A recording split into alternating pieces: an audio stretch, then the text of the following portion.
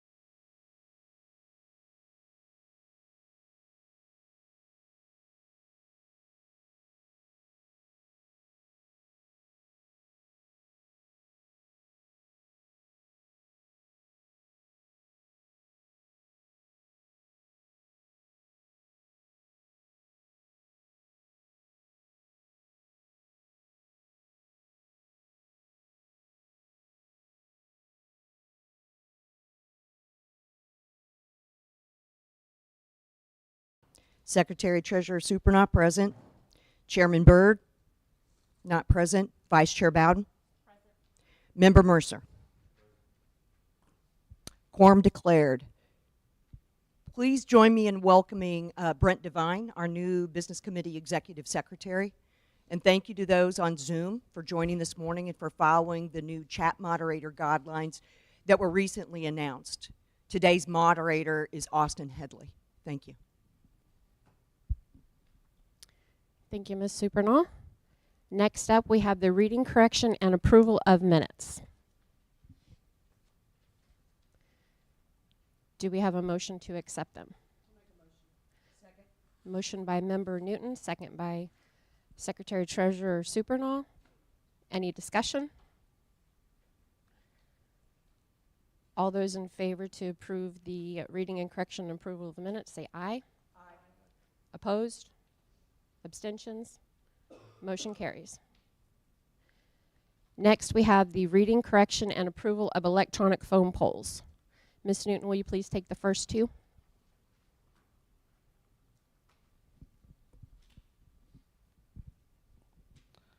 Okay, the first one is poll 11537, and it was a request to approve from Mitch Albright and Melanie Shawnee to approve 10 pounds each of bison and ground beef for powwow rations, and also to include beef sticks to include in the general council packet. So that passed by 4. That was approved. The second one was requested for expenses to be covered for the vice chair to send a response letter in response to the chairman's letter published in the January 2023 Post. That was never acted on, so this poll was basically a void. It did pass, but it was a void, so because it was never acted on. Member Mercer, will you take the next two, please? The next poll was attorney agreement approval for the grievance committee. It was approved, 3 approved, 1 reject, 1 abstain. The next one was a resubmittal on Brandon Racing, and it was a request donation for $500 to help with membership fees and supplies for the Tulsa Kart Club racing for fall and spring, and it was approved. Thank you, Member Mercer. Do we have a motion to approve the reading, correction, and approval of electronic phone polls? Motion by Member Newton, second by Member Mercer. Any discussion? With no discussion, all those in favor say aye. Aye. All those opposed? Any abstentions? Motion carries. Next up, we have the approval, disapproval of the treasurer's report. Motion to approve. Motion by Ms. Supernaw. Do we have a second? Second by Member Newton. Any discussion? With no discussion, we'll call for the question. All those in favor say aye. Aye. All those opposed? Any abstentions? Motion carries. Next on the agenda is approval and disapproval of director and subcommittee reports submitted. Motion to approve. Motion by Ms. Supernaw. Do we have a second? Second by Member Mercer. Any discussion? I'll call for the question. All those in favor say aye. Aye. All those opposed? Any abstentions? Motion carries. Next up, we have the chairman's report.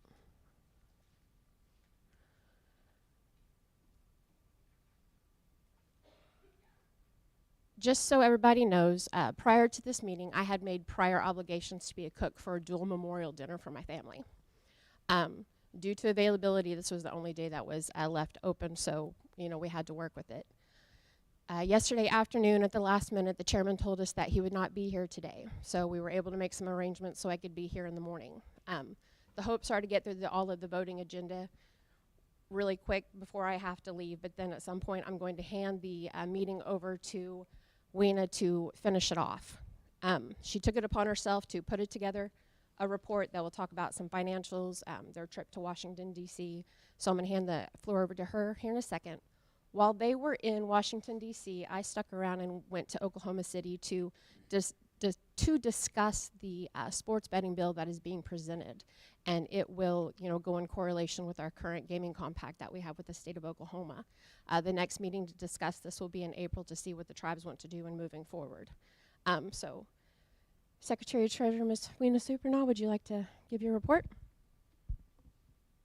Thank you. So first off, there is quite a bit that's been going on over the course of the last month, so please bear with me. First item is the Business Committee has decided to limit phone polls to emergency requests only, effective April the 1st.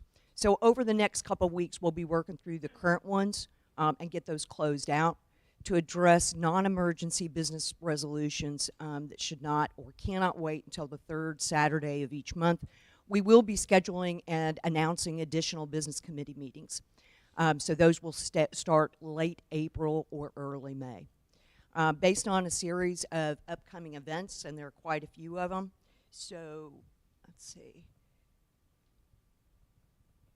Saracen will host a panel discussion called Walking in Two Worlds, Operating Commercially with Tribal Roots at NIGA in San Diego the week of March 25th. DCR management and some of the business committee will attend as well.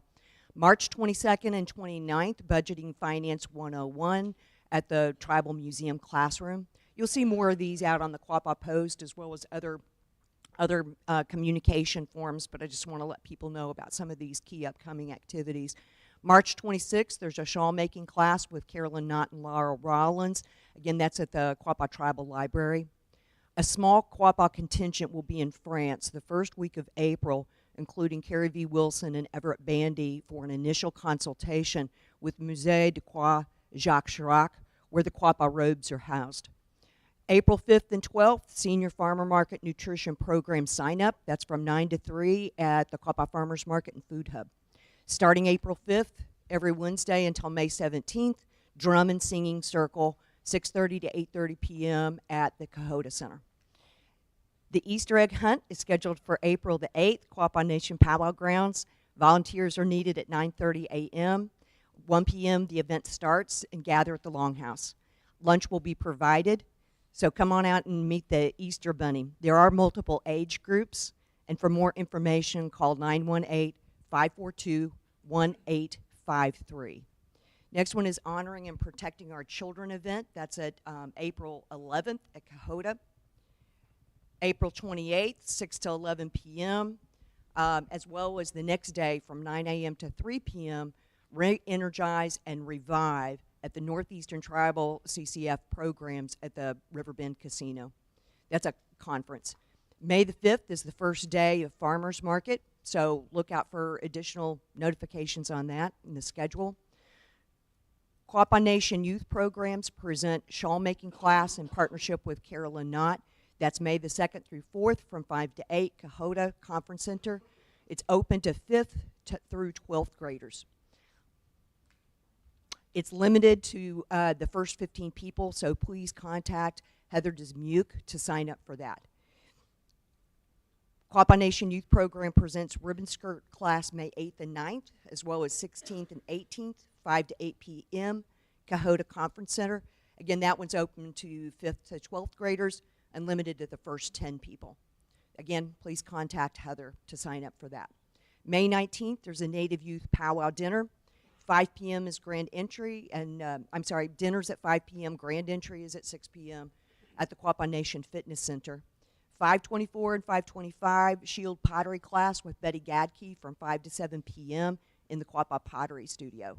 June 10th is the annual education banquet. The time is to be determined, but that will be held at the Downstream Pavilion.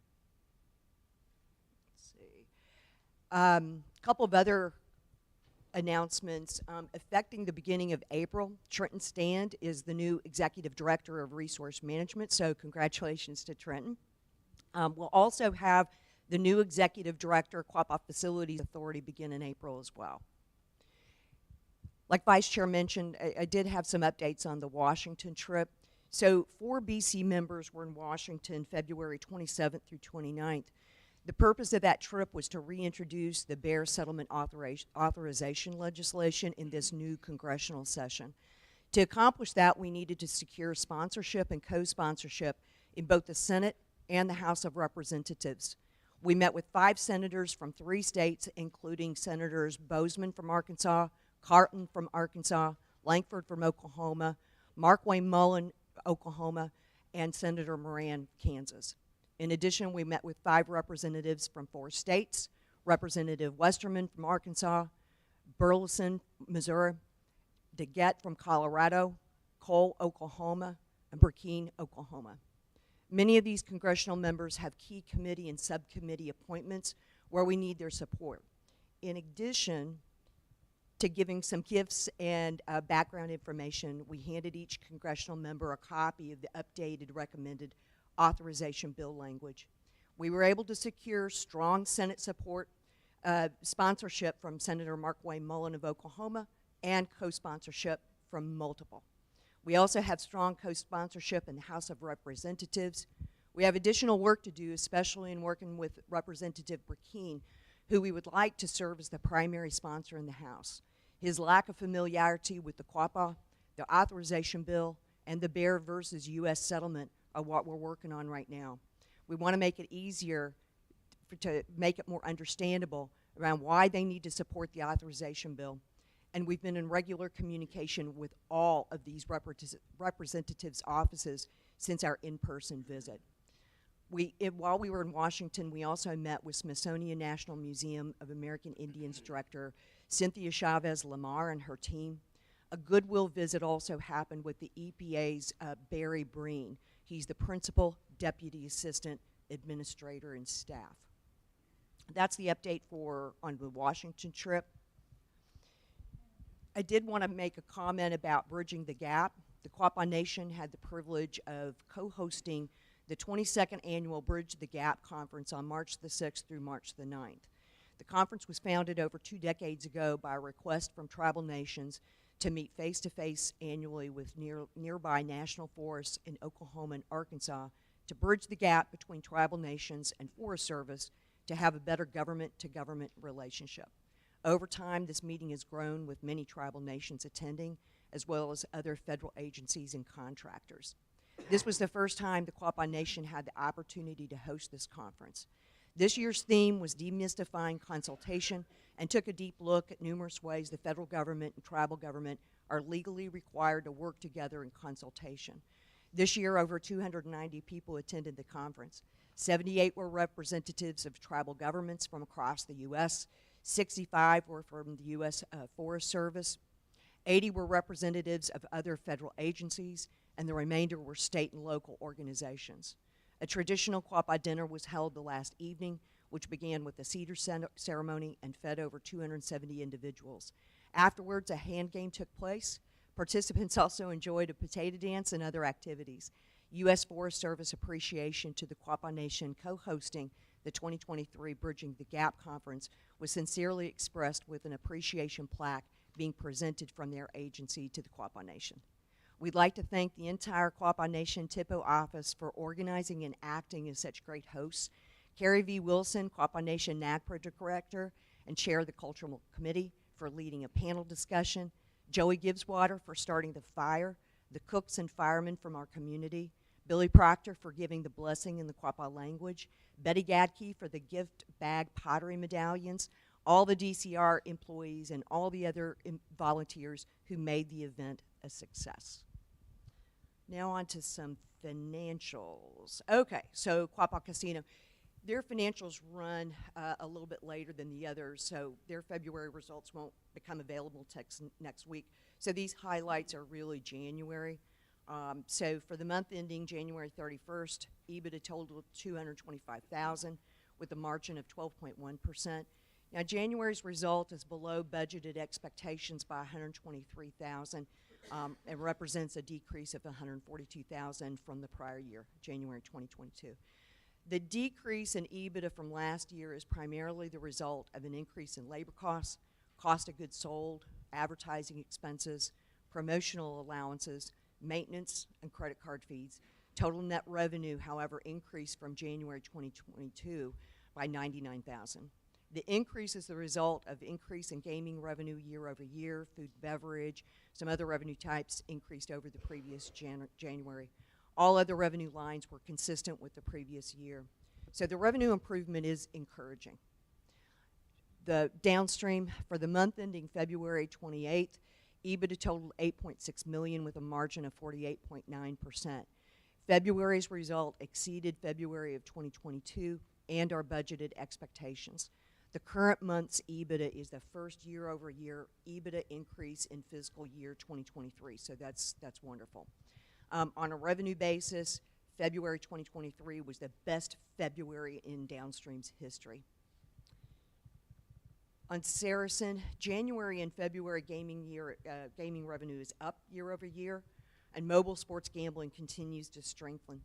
Regarding Phase 2 development of the hotel and conference center, concrete remediation work has commenced. The BC approved the gross maximum price for the full development of the hotel and conference center, although some additional approvals are still required. And we're going to Pine Bluff next week to smoke off the property in anticipation of that construction. Regarding last Saturday's special GC, the Quapaw General Council is the supreme governing body over the Quapaw Nation.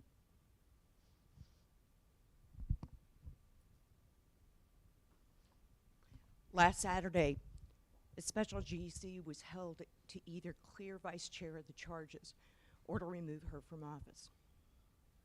The Quapaw General Council ultimately decided to clear her of all charges. She will serve out the remainder of her term. General Counsel's decision is final.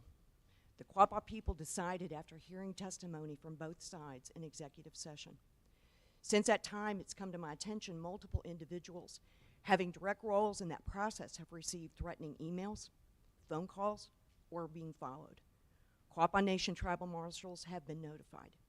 Each of those individuals had a specific role defined in our governing resolution, and they performed those duties to the best of their ability.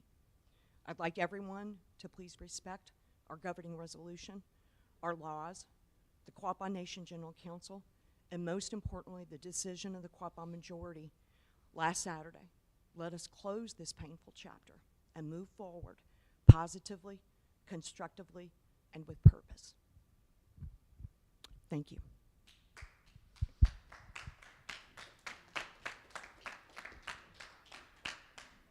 Thank you, Secretary Treasurer Supernaw. Can it wait until open forum when we get to that?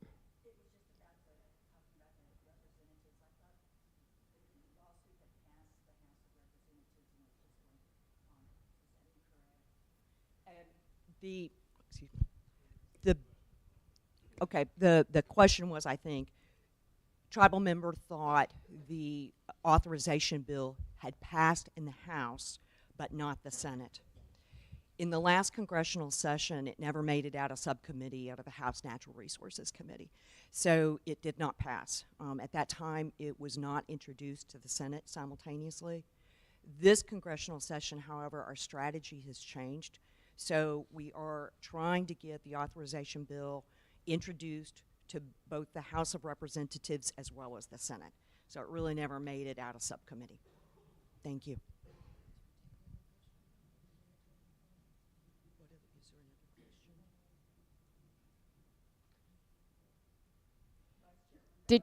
Did you say, one moment please, did you say there was a question online for Weena?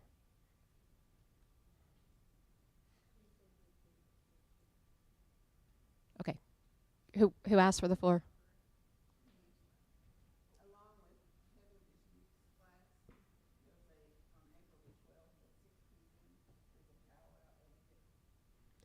April 12th at 6 p.m. there is a powwow etiquette class.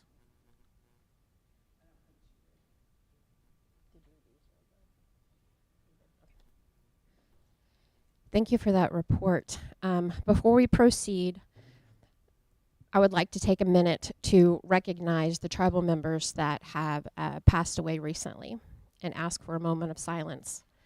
The names that I have are Erica Ann Wolford, J.C. David Dye, Gregory Stanton Hyatt, Patricia Lee, Ann McPherson, and are there any other names that I might have forgotten? Okay, if you will, please bow your head and let's offer a moment of silence for those we have lost.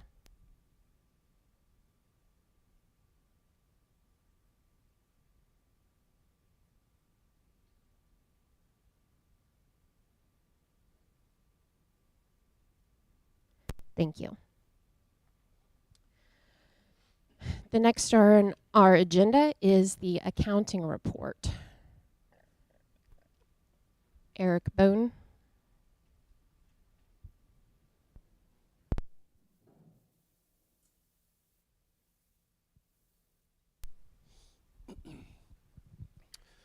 Good morning, Eric Boone, CFO.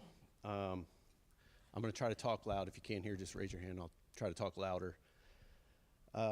General fund, in February, we received $2.14 million, total for the fiscal year of $10.2 million in revenue. Actual expenses in February were $2.6 million, bringing our total for the fiscal year to $12.2 million. Of those expenses, the tribal member health benefit for February was $476,000, bringing our total for the fiscal year to $2.1 million. Social services expenses in February were $463,000, bringing our total for the year to $1.26 million.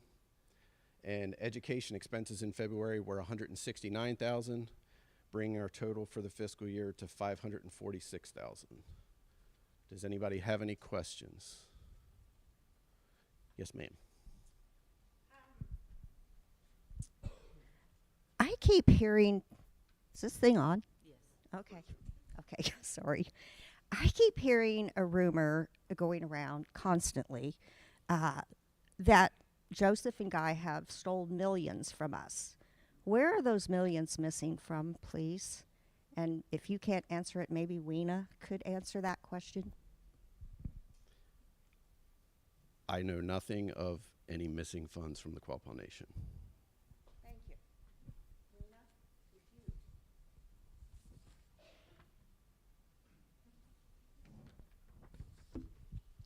I am not aware of any missing funds. Then could I respectfully ask Stephen Craig to shut up? You're spreading that rumor. Point of order. Point of order. Point of order.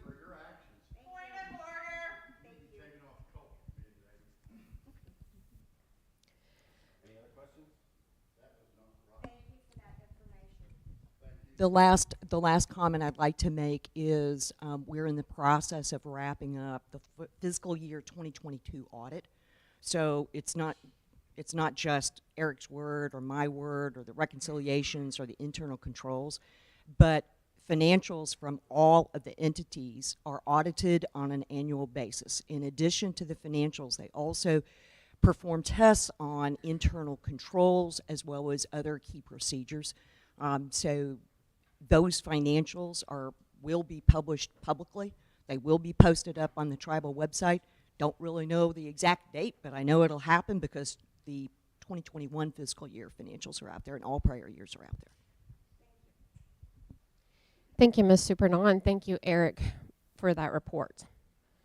Next up, we have subcommittee reports. Are there any subcommittees here who would like to report? I saw the election committee.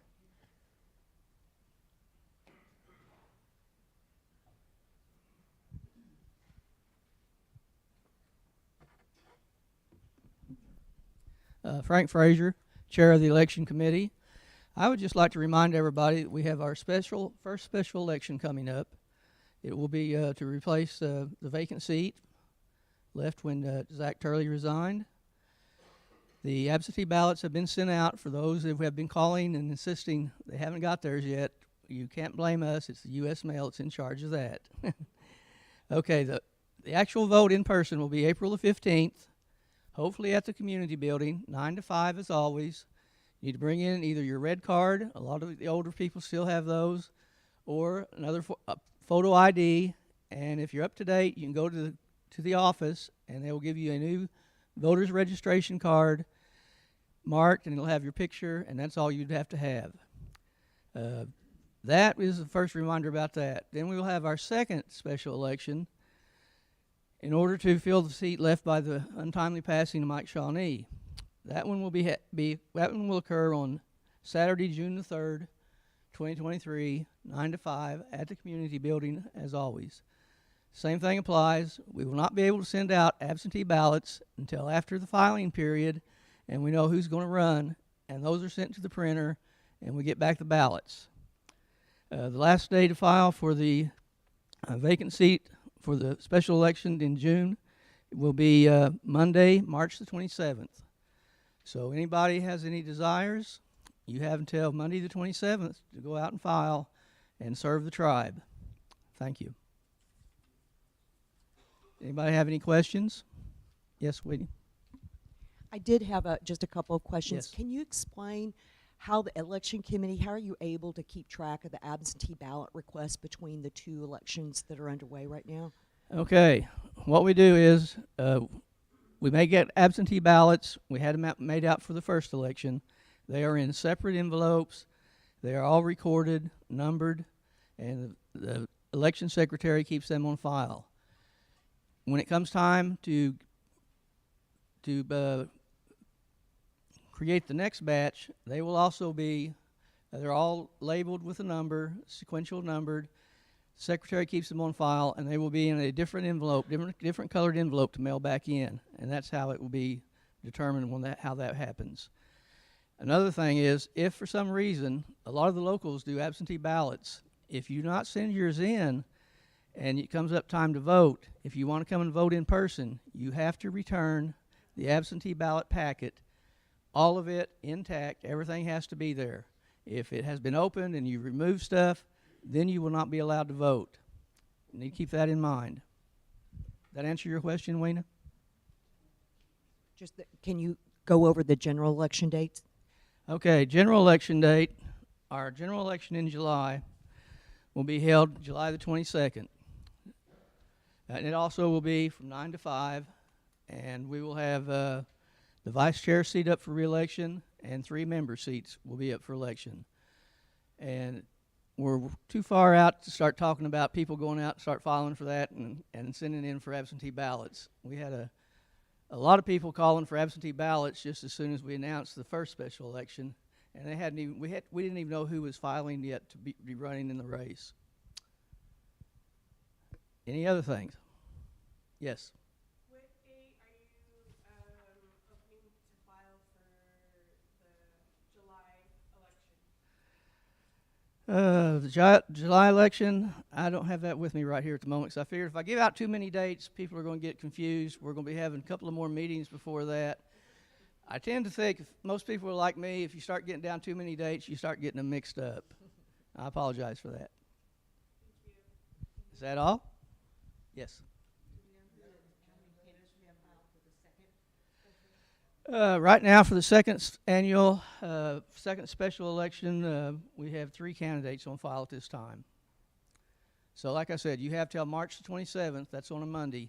If you are thinking about it, now would be the time to serve your tribe. A lot of people, it's easy to sit back and criticize, but it is really something for these people to step up and be willing to put themselves out there and serve to the best of their ability for the tribe. And I applaud them for that. Anybody else? Thank you very much, Frank. Okay, thank you. Are there any other subcommittees that would like to report? We have Roman with the Constitution Committee who would like to report.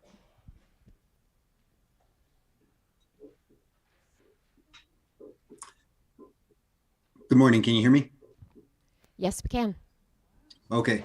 Yeah, I do have one question for Frank. Also, I didn't hear any mention of the action for the amendments to the governing resolution. Will that be with the July? Yes, that will be in July. Okay, perfect. Okay, thank you.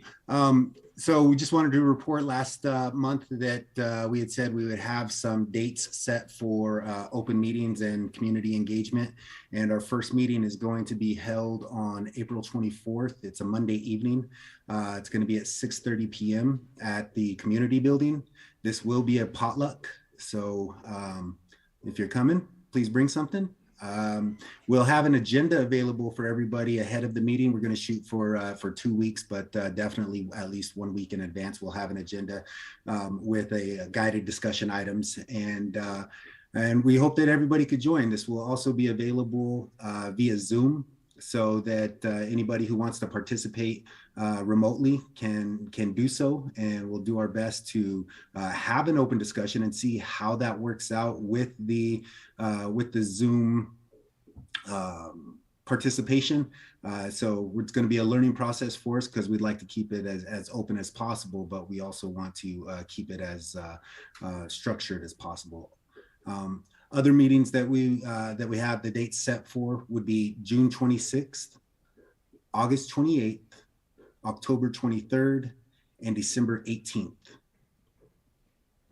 And these are all the last Monday or the fourth Monday of the month.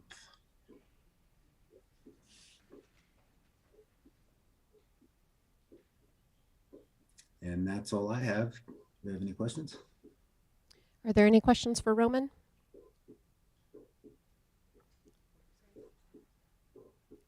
Roman, we have a question from Grace.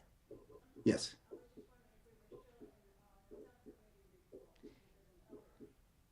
Yes, Roman is wrapping up his constitution, and then we can do the elders.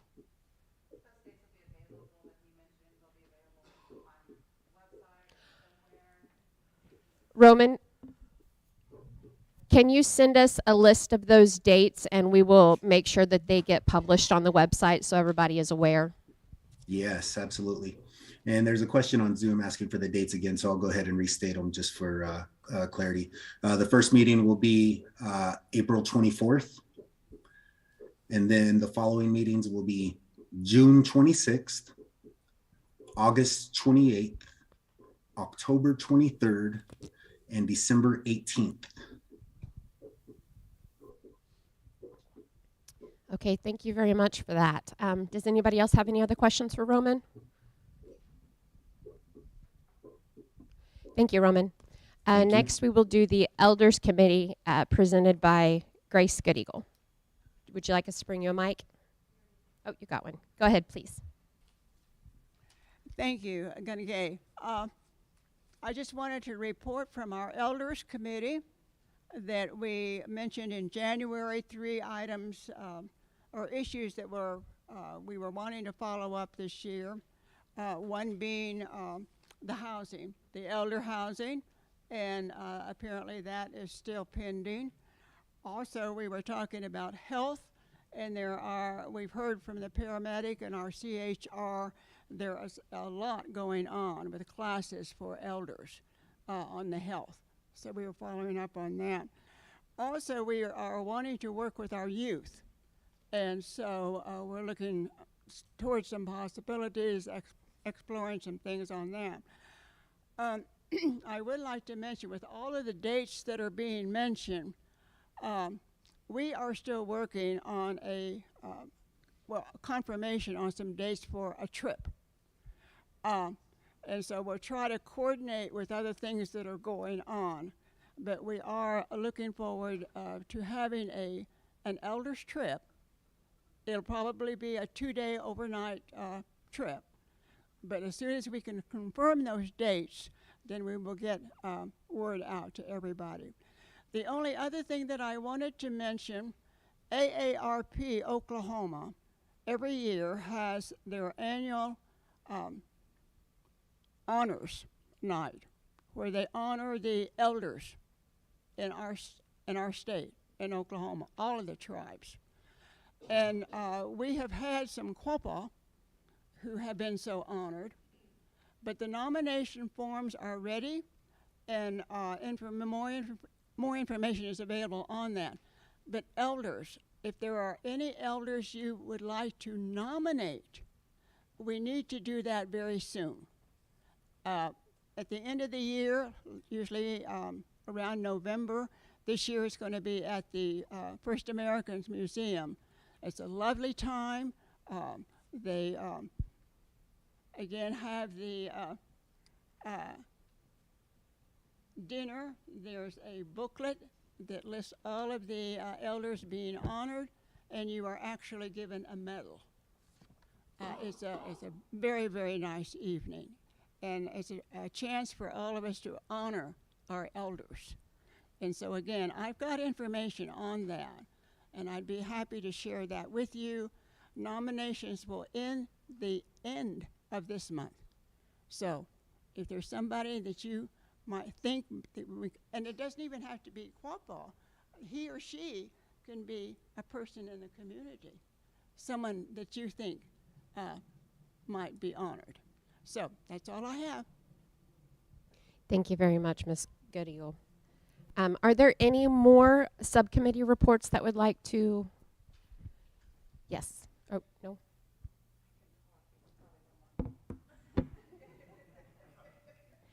Thank you for returning the mic.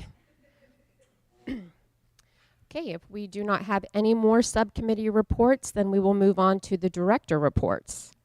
And first up is Jacob White, Director of the Quapaw Counseling Services.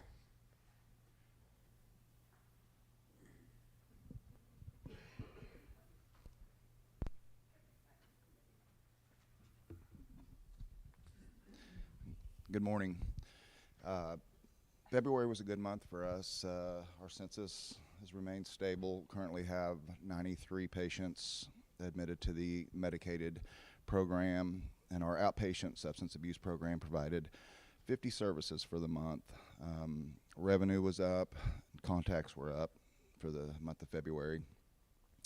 So hopefully we can continue down that road. The transport services that we implemented in the middle of the year last year are still doing as expected, transporting basically on average 5 patients a day. So that's a good service. I'm glad that's working out. We have a counselor that has been with us for 12 years. He'll be retiring at the end of this month, so we'll be looking to replace him, and we'll definitely feel the impact of him leaving. And we've been trying to meet with the marketing department, do some more advertising, see if we can reach some more folks, because I'm sure that they're out there that need treatment. So, but not a lot changes in our world. We'll just continue doing what we do. So, any questions?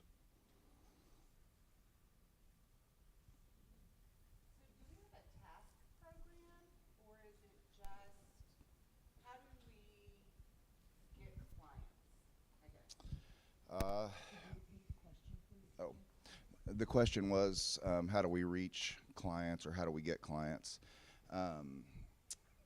You know, we have a page on the Quapaw Nation's website. It's mainly word of mouth. You know, we do have a Facebook page where we post. Task grants or anything like that? No, we have not. That's right. No, well, I mean, we do have a tour grant currently, so we do work closely with our grants departments as far as, you know, providing scholarships for treatment fees and those type things.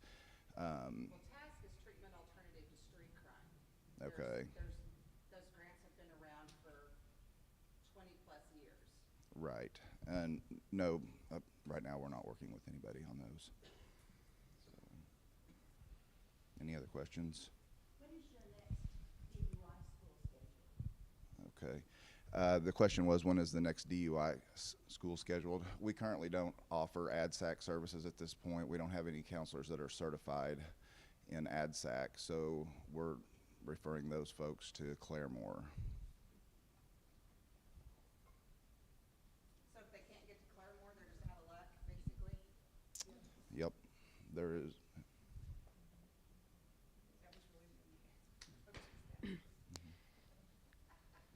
Jacob, does, well, like she had just mentioned, would our transport services be able to take them to Claremore and help them in an event like that, since we don't offer it? I mean, if it was a tribal member, then I'm sure that we could, you know, work something like that out. Currently, our transport services is just transporting patients to our clinic from the local community to make their appointments. And So what's in that grant that gives them transportation? Are there not other avenues to provide for like that, or is it just specific from their house to the treatment facility? Is that how the Right. grant is written? Currently, the transport services is not funded by a grant. It's So funded. it's funded out of general fund? It's funded through the Quapaw Counseling Services budget. Yes. So it's funded through the general fund? Yes. So then we could make that provision for that to be available then, correct? We could. Okay. What is the cost of the DUI school 10-hour and 20-hour intern? I am not sure what they charge for those. If a Quapaw tribal member could attend DUI school here, what would the cost be? Well, that program was funded by grant, so there is an assessment fee of $150, and then it's so much per class. We haven't had the DUI school at Quapaw Counseling for a couple years now, so it would be less, obviously, if we were the ones providing that. It's just a matter of having the counselors that are certified to do ADSAC.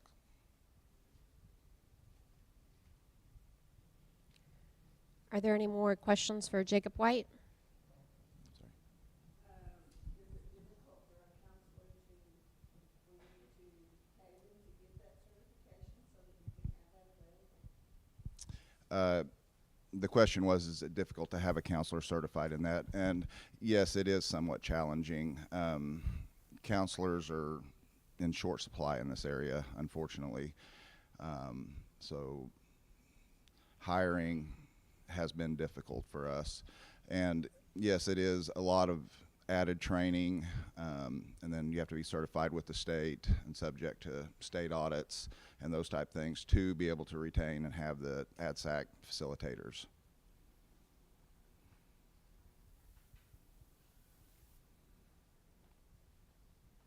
Are there? Do you see a need for that in Ottawa County?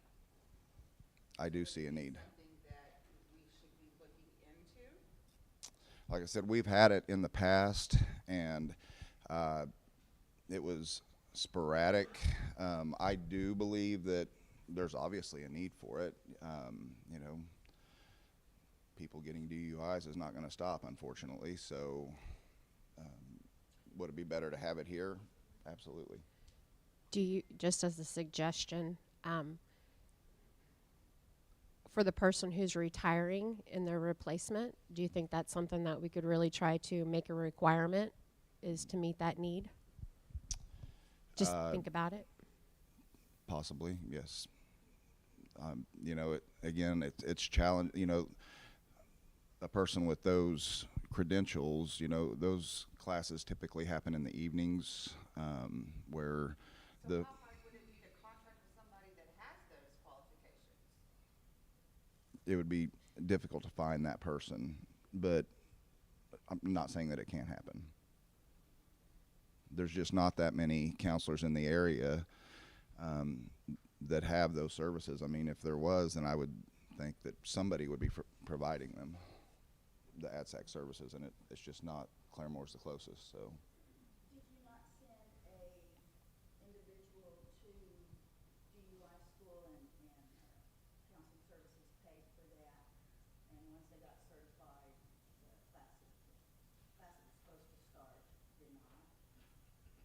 The counselors that we had that were certified have, well, the last one that we had, he is the one that's retiring, and his wife was also an ADSAC counselor, and she retired almost 2 years ago. So since then, it's just, we haven't. Can the ones in Joplin be qualified in Oklahoma? They can. The states will work together as far as getting the red stamp for DUIs. So is it that hard to find? You said the lady retired 2 years ago, so you've gone for 2 years with just one counselor instead of two. Is it that hard to find qualified help? Or is it just that we don't pay enough for people not to want to come work for us? I believe that as far as our counselor salaries go, we're right there with everybody else in the area. And it has proven to be difficult to find licensed counselors in this area. I mean, if you go to Indeed and look for a licensed drug and alcohol counselor, there's a lot of people. Require the CADC, or No. how are you? So we cannot use a CADC. We have to have master's level counselors in order to do what we do. Haven't we lost several counselors to the MODOC counseling services, and most of them get between a $10,000 and $20,000 increase in what they make here because our salaries are so low? Initially, yes, we did lose a couple of counselors to the MODOC tribe because they were paying more, but we have had a salary increase for counselors, so we are paying at least what the MODOCs are paying now. So 60,000? It's more than that, what we pay. And we don't just have one or two. We have currently 5 counselors on staff. So, no.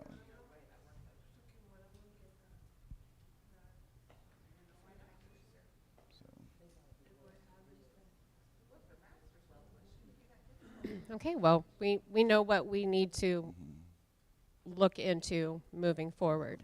Okay. Can we provide evening counseling services for tribal members and other people? We currently provide those services in the evening.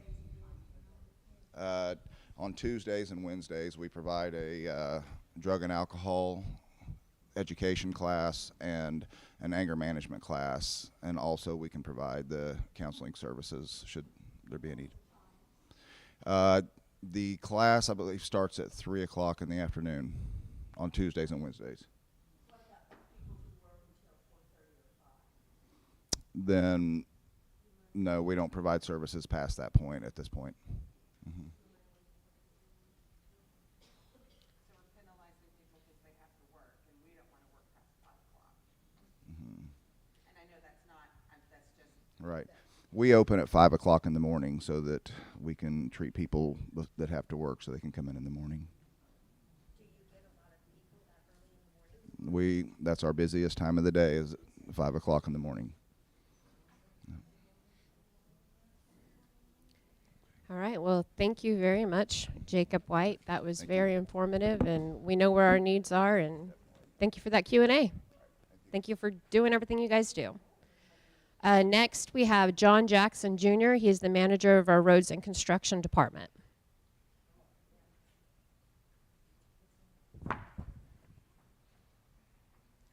Good morning.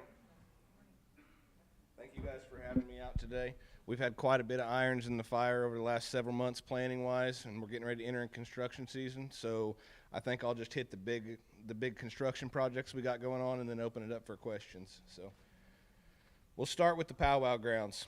We've split this project into 2 phases. One phase will be the electrical work and the other will be the civil work. The electrical work has already been out to pre-bid, and we will open those bids on Wednesday the 22nd. The civil work bid packages will go out the last week of March, and we plan to open those bids somewhere around the middle of April. More to follow when we finish the bid package. We had to push this work back quite a bit because some of the lead materials on the electric work was into 9 months, and that put us in danger of interfering with the powwow or the powwow preparations, so we're looking at a no earlier than July 16th timeframe for that. The admin building remodel. We've completed the remodel and most of the restoration. In the process of this, we use this as an opportunity to renovate the building. During the work, we were able to make a lot of electrical improvements that not only made it more safer, but more efficient. We found that our circuit breakers were kind of overloaded and weren't necessarily up to code. We took the opportunity to fix that while we were in there. We're waiting on the tile and the finish work, and then we'll be completed with that and ready to move back in, and the admin facilities will be up and running. With the food sovereignty complex, we've got the building on the ground, and we're in the process of fixing the earthwork. The earthwork's been completed. We look to pour the pads starting March 29th. Once the pad's poured, we'll move on to the erection, and then we can start with some smaller projects on site. We're also working with the environmental department and a grant that they've procured to be able to build an outdoor classroom and a pavilion over there. Splash pad and OLC complex. This is a big project that we're working with CCDF and Branco on to do significant upgrades to this property. This is another multi-aspect project that will include construction of the splash pad, resurfacing of the OLC playground, installation of the new and safer playground equipment, and fencing on the entire property. The splash pad and playground are both currently finalizing in design phase. We're starting to do some water line relocation, hopefully in the next week or two, and we're working with an engineering firm to do extensive civil work. That property has significant drainage problems and water puddling problems, so we're doing civil work on the entire site to remedy the water management of that site before we get too far into construction. The old OLC building, we're in the process of completing the demolition on this. Once all the organic materials are out, we will look to begin the prospective floor layouts, and then we will begin build back once those layouts are approved. The water issues and the drainage problems that created the mold problem to begin with are going to be addressed during the civil work that is going to be done for the OLC splash pad complex. So those issues will be fixed in the process. I cannot stress enough that we will not begin build back until that building is completely mold tested. We've put a mold treatment facility on it, and we are 100% certain that that building is mold free. Then and only then will we begin construction on it. Lincolnville Sewer Project. We've selected the contractor to perform this work, and we have a pre-construction meeting on March 22nd. This is an open to the public meeting. Anybody that would like to attend this meeting can attend it as well. Once the pre-construction meeting is completed, the IHS approves the submittals.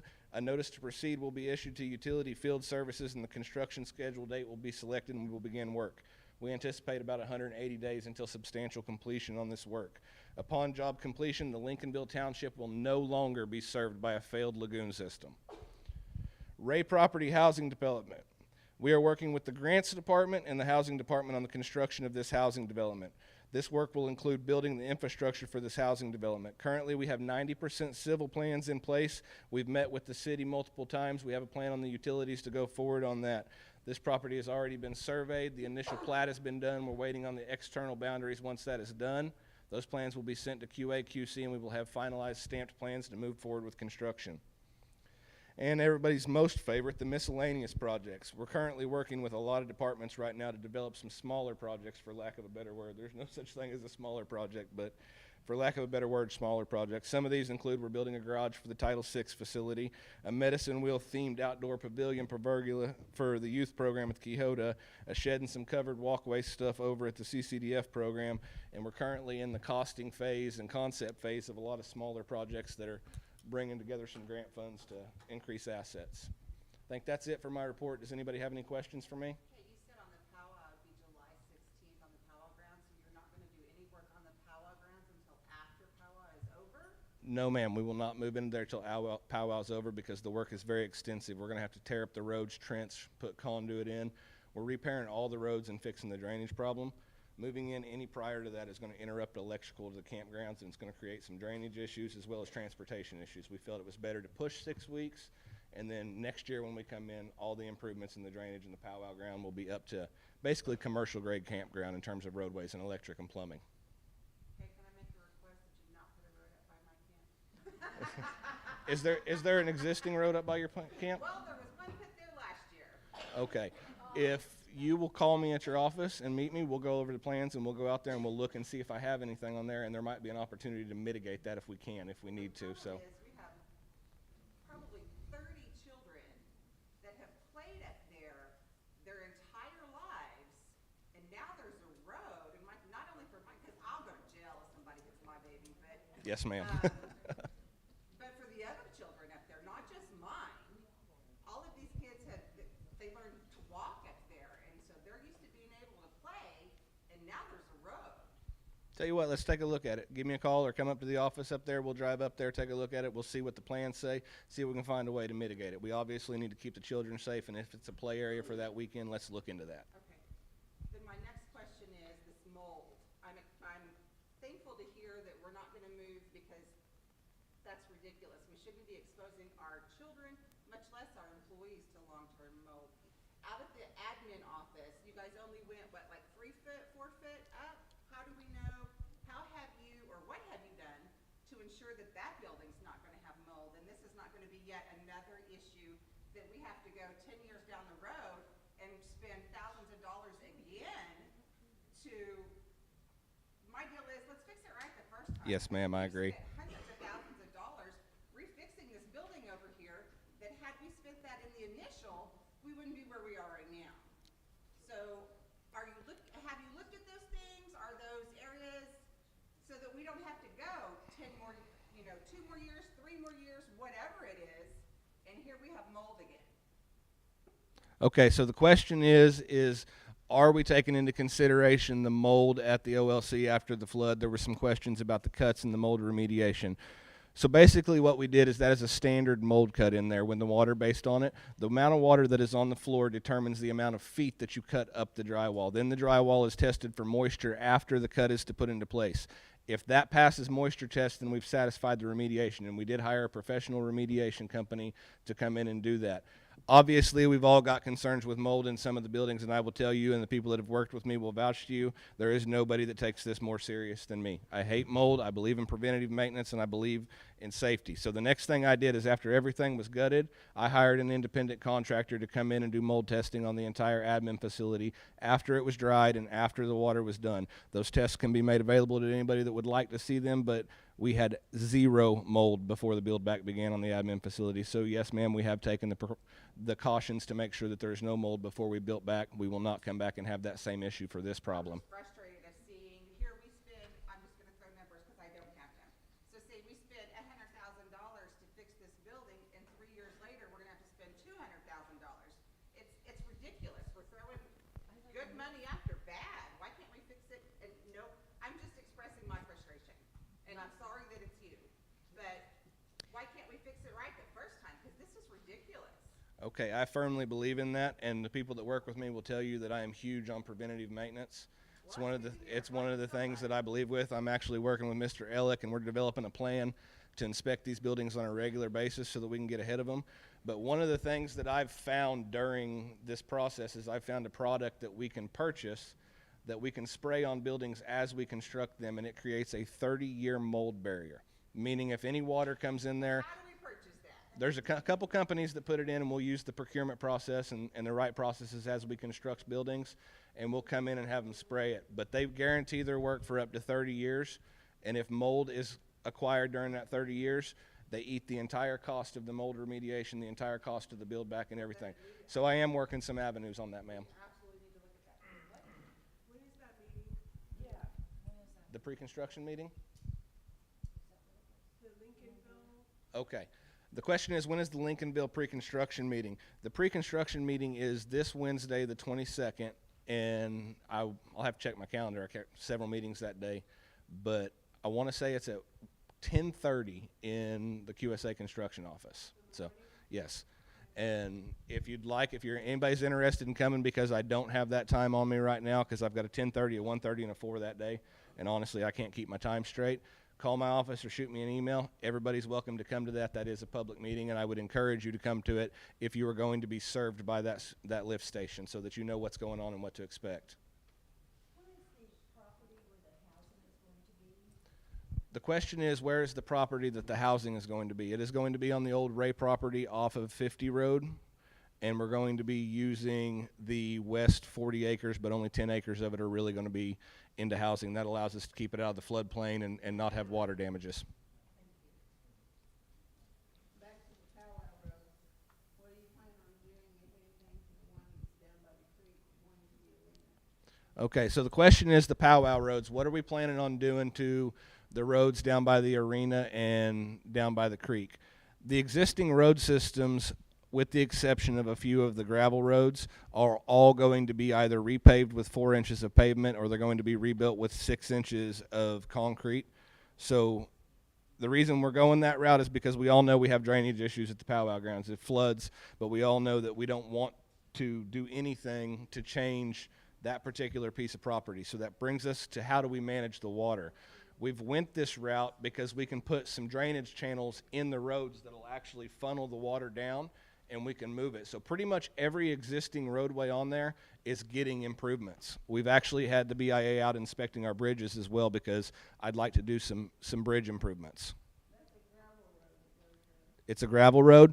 Some of the gravel roads on there, and I mean, again, we're talking about miles and miles of roadway, so I hate to even give you an answer here, but I do have the plans at the office that you're more than welcome to stop by at any time and take a look at. But some of the gravel roads are just being taken down and refitted to gravel roads and better material in them, and they're being put in. It's the one that runs from the paved road by the bathhouse to the arena.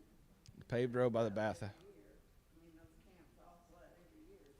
I think that road is actually getting, if I'm seeing it right in my head, I think that road's actually getting 6 inches of concrete and an internal drainage channel that'll pull the water off of it and run it out. Where's your office? My office is my office is 304 Main. It's in the QSA building right there. Just ask for John Jackson. I'm first door inside on the right, and that goes for anybody here. If anybody's got any questions on the projects at any given point in time or anything, I'm an open book. Pick up a phone, come by, stop, whatever. We'll talk through. The food sovereignty building, the farmers market. We have procured a building for the farmers market facility that will be used for a wash and pack house, as well as a classroom, some storage, and it'll be right over here on the right over here on the, I'm turned around, right over here on the Welch property that way. And we're in the process of handling all the erection and putting that building in over there. So, and that complex is going to have a lot of improvements between the gardens and the pavilion that the environmental department secured and all that. It's really going to be something to be proud of when it's done.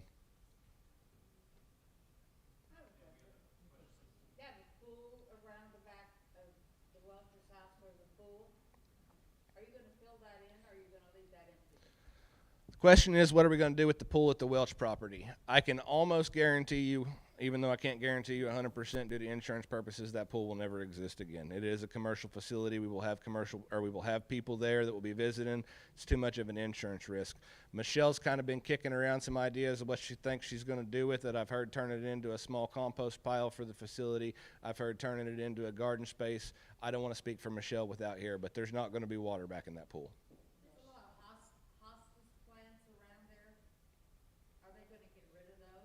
Again, I don't know what Michelle's plans for that property in terms of landscaping and aesthetics are. If that's something you're interested in, I would encourage you to talk to her and see if.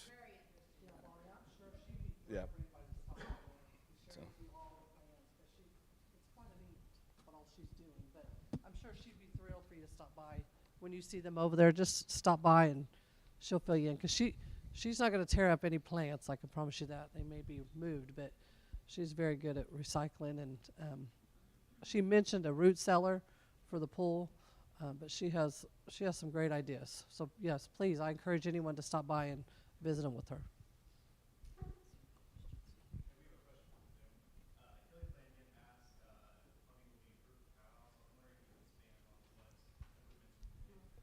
So the question is about the plumbing at the powwow. There are some improvements in that. There are not some improvements, okay?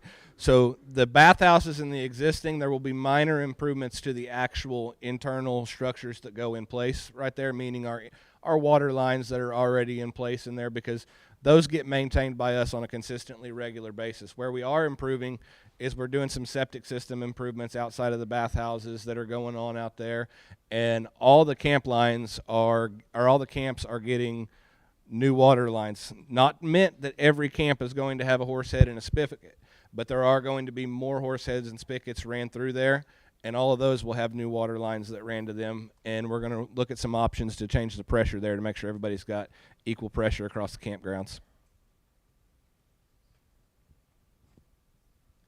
Okay, are there any more questions for John? Back to the mold. So at this stage of construction, is it too late to purchase that from the mold company to what you've already done? In terms of the admin building? Yep.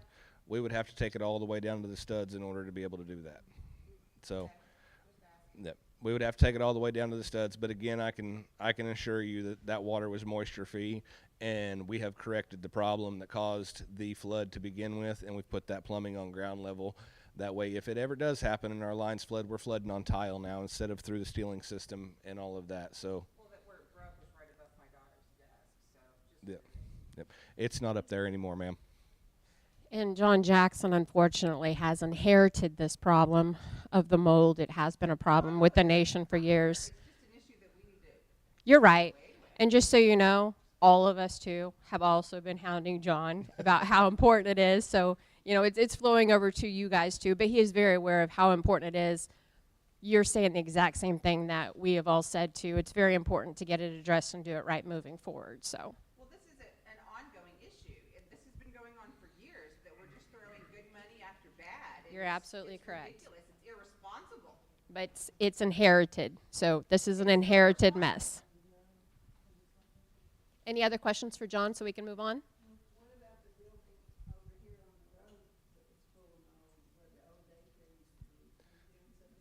Yes, that's what I talked about on item 5. We're taking that all the way down to the red iron, removing all organic material out of it, and then we will spray the treatment material in it prior to build back. But prior to that, it will be certified mold-free, and then we are correcting the drainage problems that actually caused the mold to begin with during the civil work for the OLC playground splash pad. So we look forward to building that building back and having another useful asset for the Quapaw Nation. Yes. Right there. Well, it'll be over behind the gym.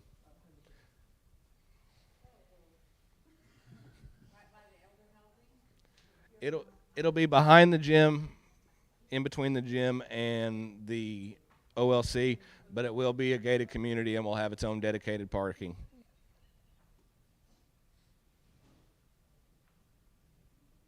Thank you guys for having me. Have a good day. Thank you very much, John. Next on the agenda, we have new business.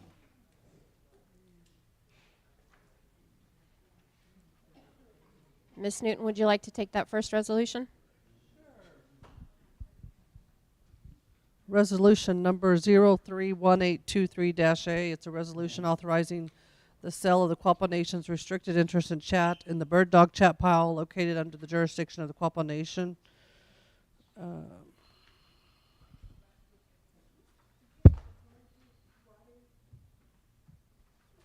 That's it.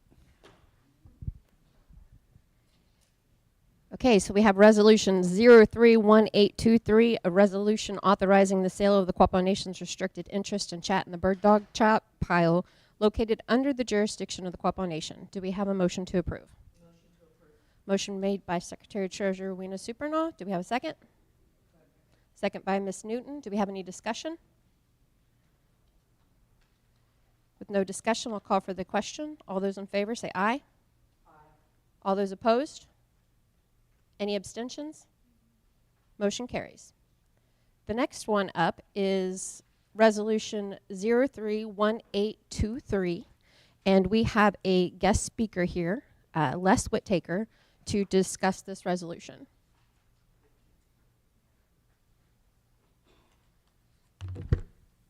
Good morning, y'all. My pleasure being here to address the committee and also the tribal members. What a great turnout on a cold Saturday morning. Wow. My firm is BioSafe Global Technologies in Muskogee. We're a Native-owned firm, and we specialize in helping Native American tribes work on their energy sovereignty goals for the future. Maybe. What we do is we sit down with each tribe and we talk to them about their interests, about their priorities, about what's important to them as they plan the energy needs for their tribe in the future. And it's a very big and important subject. The reason I'm here today is there's a particular Department of Energy grant where the money has been already allocated to the Quapaw Nation. We just need to apply by March 31st. So this is not a competitive grant. If we get the paperwork turned in by March 31st, we will receive this money. And this is a 5-year program where they will give you money each year for 5 years with the special allowance that the first 2 years' money will be allocated at the same time by April 1st. So I'm here this morning because there is a resolution on the agenda for approval, And this resolution simply authorizes the chairman to proceed with the application process. Now, I will say that I've been here on 2 previous occasions. I've met with John Jackson the first time. I met with John, Craig Creeman, and Brian Ross the second time, and I will tell you, these are proactive, professional, and experienced guys that you all have here at your tribe who are very interested in the energy needs of this tribe for the future. And I look forward to working with that team, and I look forward to working with you as a tribe. So I'm pleased to be here today. Does anyone have a question for me concerning this resolution that will just let us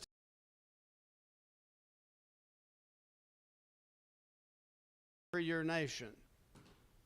So how much money are we talking about? It's $368,000 for the first 2 years.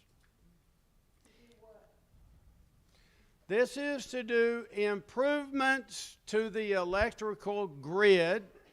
It can also be used for technology to make your tribe more efficient in its energy consumption. That means saving money on your utility bills because you're more efficient. It can also be used for things like battery storage. If you, ma'am, mentioned a solar project, if that's of interest to the tribe, this money cannot be used for a solar project, but it can be used to develop infrastructure preparing for a solar project. Okay? And just to give a little bit more detail on this resolution, it reads, the Quapaw Nation seeks to obtain funding to complete the following. Ensure critical tribal facilities serving the citizens are not impacted by disruptive events such as extreme weather, fire, floods, or other outage event that disrupt normal grid operations. Implement new and/or improved controls, automation, communication technology, and infrastructure to enhance the adaptiveness of localized grid operations and load control. It'll be used to train and increase the skills of the facility's tribal workforce to operate and maintain any installed resilience measures, address any other lacking, outdated, and/or failing energy infrastructure items and materials serving tribal communities, and utilize resilience projects to further the advancement of green jobs in science, technology, engineering, and mathematics-based skills of the tribal workforce and citizens. The Quapaw Nation Committee in this resolution would hereby authorize the chairman to prepare and execute and submit a grant application proposed to the Department of Energy Grid Deployment Office, National Energy Technology Laboratory in the amount of $368,000 and $13, $36,813 for the grid resilience project. The match on the nation's behalf would be $55,201 to receive this grant. That would be our match that we would contribute to this for the $368,000. Yes, and if I may address the match, there's a tribal match of 15%, and we will work with your committee to be able to make that match in an in-kind contribution, and we have several ideas on how to do that, so you won't actually have to write a check for the match. I just want to make that clear. We do that normally, okay? Thank you for that clarification. Yeah, in-kind contributions are allowed by the DOE rules. Yes. With the passing of this, if I understand this correctly, then the business committee just needs to complete or assign that to whoever you might assign it to, the specifics that you want by the end of the month. Is that correct? Yeah, we have the resolution already written and ready to go, so if you pass it here today, we will. Yes, we will help them develop all the paperwork for the grant application So we're going to do that working with the committee, but we'll be in charge of getting all that paperwork ready to turn in before the deadline of March 31st. No, it would be the business committee, the way I understand it. Yes. They just need to pass this resolution so we can include that in the application. Okay, does anybody have any questions for Mr. Whittaker? Thank you. It's my pleasure being here this. Oh. What is it that you're going to build? The actual projects haven't been determined yet. How are those determined? Well, those will be determined with me working with the committee and any of the executives or directors among the tribe that have expertise in this area. They do have a list of projects that they're interested in, and then it's a matter of prioritizing the ones that are most important to use the available amount of the money. But I should say this, and I'm glad you guys have brought this up.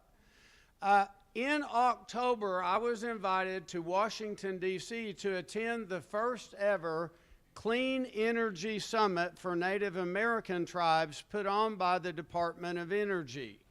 There is a lot of programs and a lot of money for doing tribal energy projects. And for instance, the reason we're here right now is this grant has a deadline. And if we don't get on the stick, we will just lose out on that money because the deadline is the 31st. But this is just the first step in a long-term plan for energy sovereignty for this tribe. Okay, we get that. But what you said was they have some ideas. Granted, nothing is in stone, but can you give us what some of those ideas are? Well, better understand. Because you keep saying energy sovereignty, and that's great, but dumb it down a little bit. the first step for any comprehensive energy plan is to become as efficient as you can with where you're at now. We need to automate and control all devices that consume electricity so we can become efficient and save money on our utility bills, okay? That would be one proposal that I think the tribe is interested in discussing details. But for this grant application, we don't have to tell them the specific projects or give an itemized budget at this time. That is correct. So I'm really not here to discuss details on all the possibilities. I'm saying let's get our foot in the door so we can get this money, and then we will be back in discussion on particular projects. Does that make sense? Thank you. Sure. Okay, go ahead. I couldn't hear the question. How much are we going to pay you for doing this job? The Department of Energy sets aside 5% of the grant funds for administrative services and technical assistance, and we propose to provide those services for the duration of the 5-year term of the project, okay? So it does not cost the tribe any money out of your budget. It doesn't cost the tribe any money out of pocket. We will get paid for our services out of the grant funds themselves. Have you done this particular grant in the past with other tribes? We are working with 12 different tribes right now on this particular grant. It's the first time this grant's ever been offered. Because I was going to ask what the average savings was. That's not. I can tell you on those projects, the energy savings is 15 to 30%. Thank you. Thank you. So you're going to do the paperwork. You're going to file the grant. We can do it anytime. We don't have to pay you money.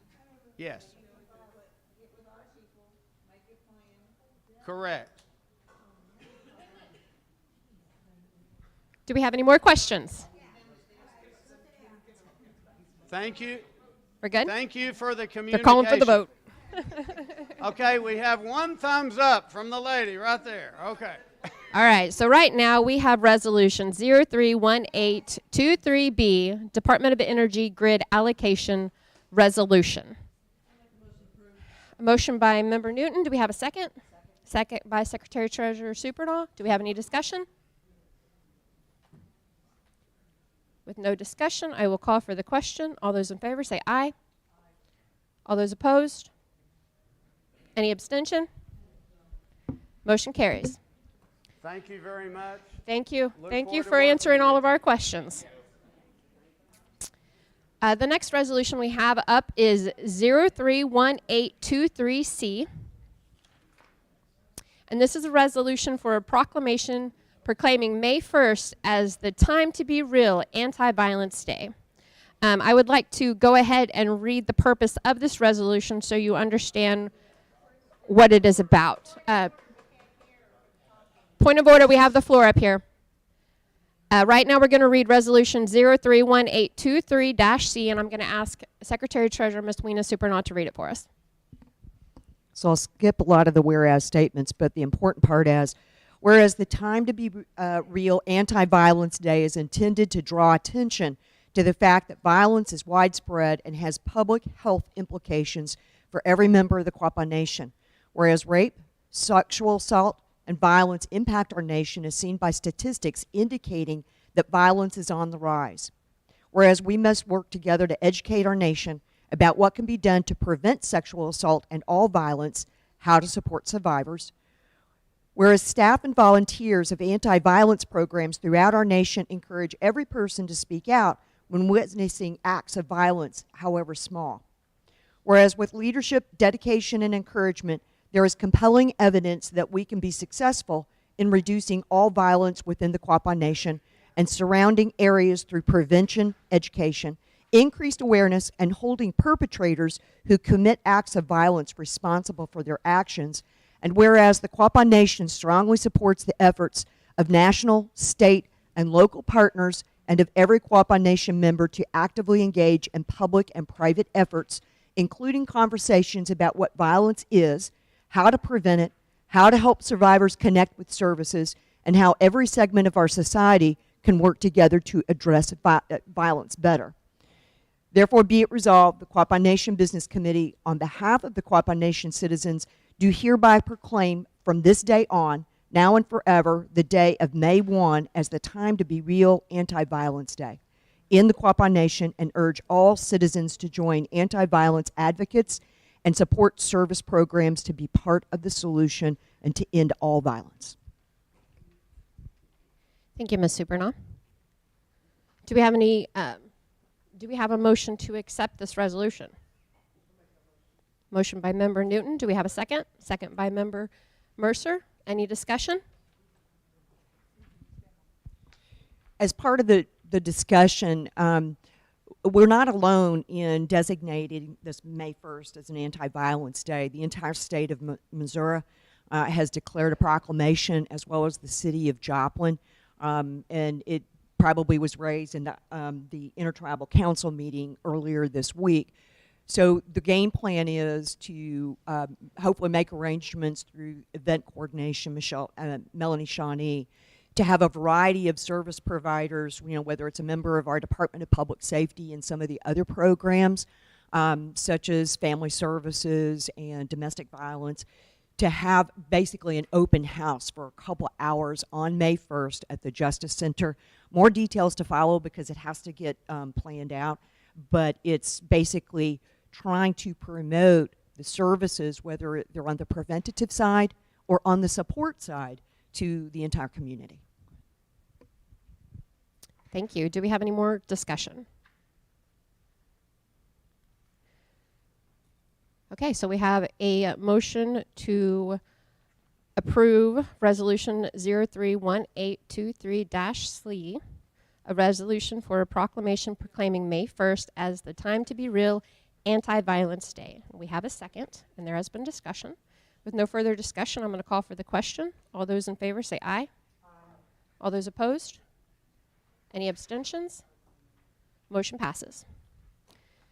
The next resolution we have is 031823-D, and I'm going to ask Member Newton to take this one on and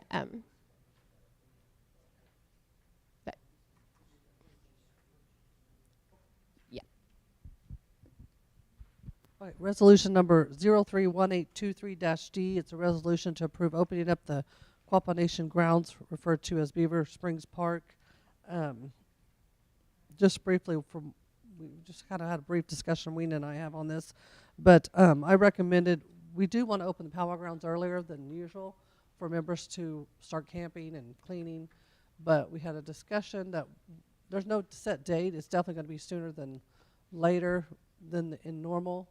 But we want to wait until our new director of facilities comes aboard.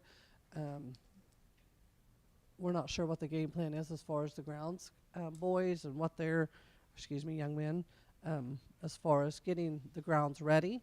So I don't know if Wena would like to add anything to that.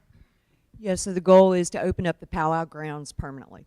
And it's a matter of being prepared and ensuring that none of the activities necessary to get ready for the powwow interrupt. So if we've got campers coming in too early while they're trying to do controlled burns and things of that nature, we were basically considering the idea of opening up the powwow grounds contemporaneous with the Easter egg hunt and just leaving them open. But now we've got to kind of figure out.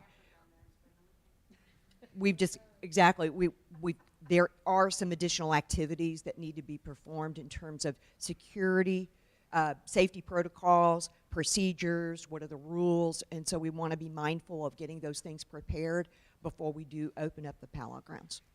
Okay. I think it's a great idea. My mom always made us paint every year, and it is so much easier painting before it's 100 degrees, so thank you.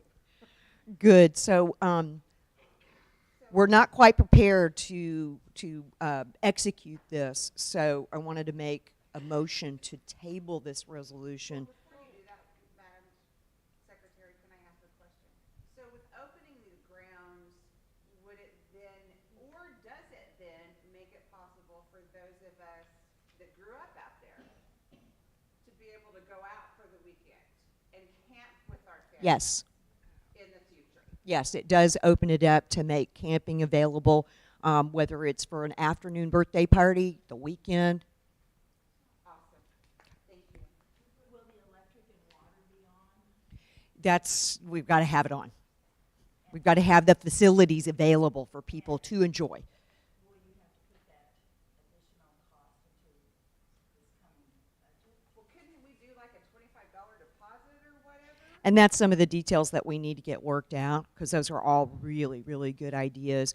There's got to be a way that, from a security standpoint, there's a dependency on the marshals, there's a dependency on, just basically having other ways to monitor who's coming in and out, sign-in sheets, things of that nature, because some people belong there and maybe some others, maybe they shouldn't be there. So we've got to be able to make that distinction, for the safety and enjoyment of everybody. Could we not, on our tribal IDs with the barcodes, could they not just put that little code in that little bar thing? And so when we go in, you can see Virginia Mouse was here this weekend, or Abby was here this weekend. Because, the problem is you might have 19 people in your van with you. So the question, just so the Zoom participants can hear,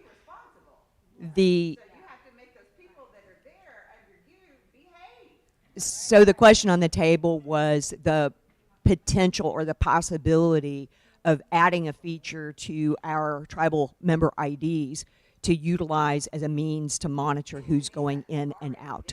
Mm-hmm. Yeah. It's a great idea. Those are the kinds of things that we got to get worked out. So I would like to I move to table this resolution until the next scheduled business committee meeting. That was.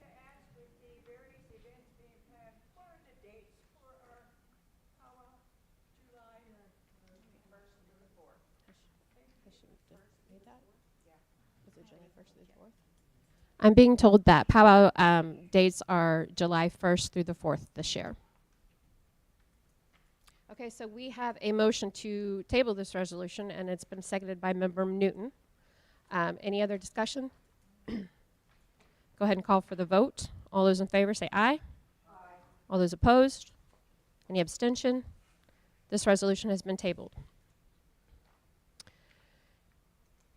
Now, in order to remain with the quorum and keep this meeting moving smoothly, at this time, I want to appoint Secretary Treasurer Supernaw to the Chair Pro Tem by unanimous consent, as long as there's no objections, and participate as a member via telephone. Are there any objections to this?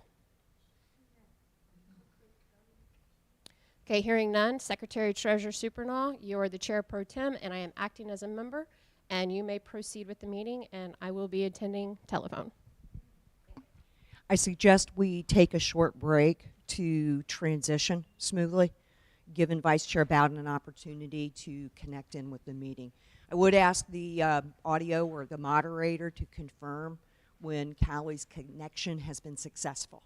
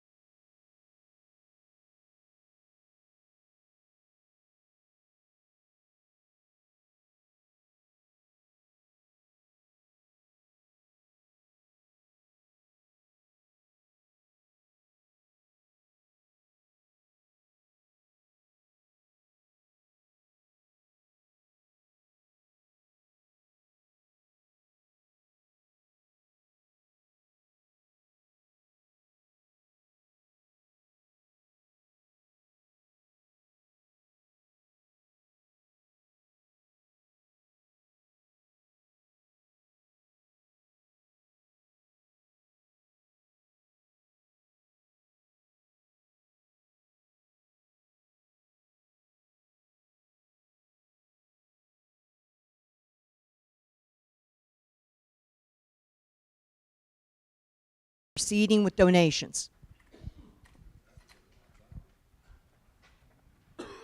The first donation request is from Nate Harkins, and this young man is part of the Latimer County Junior Livestock sale. The donation request is for $400. First, I want to thank the business committee for the donation they made to Nate and Max. Well, this is from the mother writing this. Max, last year, the money provided helped them purchase animals to show this year. Showing livestock has taught them both about responsibility and the rewards of hard work. There was some confusion last year, so she wanted to write this letter to help prevent that. The donation will be made to the Latimer County Junior Livestock Sale. However, the money will actually go to Nate and Max Harkins, who are both Quapaw. The premium sales for kids that did well with their show animals at the Latimer County Fair, which was held February 20th and the 21st. I think I got all that. So anyway, the donation request is for $400, and I'd like to make that motion. Motion made by Member Newton. Second by Member Mercer. Any further discussion? We'll go to the vote. Those in favor say aye. Any opposed? Any abstentions? The motion passes for the donation request of $400 to Nate Harkins. I've got to figure out to hesitate, Callie, so that we can hear your vote. On to the next donation. The next one is for Max Harkins. That is the brother of Nate Harkins. I would just say ditto to Nate's. It's the same $400 request for the Latimer County Junior Livestock Sale. And I'll make that motion for $400. Motion made by Member Newton. Do we have a second? Second by Larry. Any further discussion? Go to the vote. Those in favor say aye. Aye. Aye. Those opposed? Any abstentions? The motion passes for a donation of $400 to Max Harkins. Next donation request. Okay, the next donation request is from Brendan Bell. It's for $500. It's for travel expenses for Brendan Bell to represent Team Oklahoma at the Reno World's Wrestling Tournament in Reno, Nevada, March 30th through April 2nd. Brendan Bell is a 7th grader at Fort Gibson Middle School in Fort Gibson, Oklahoma.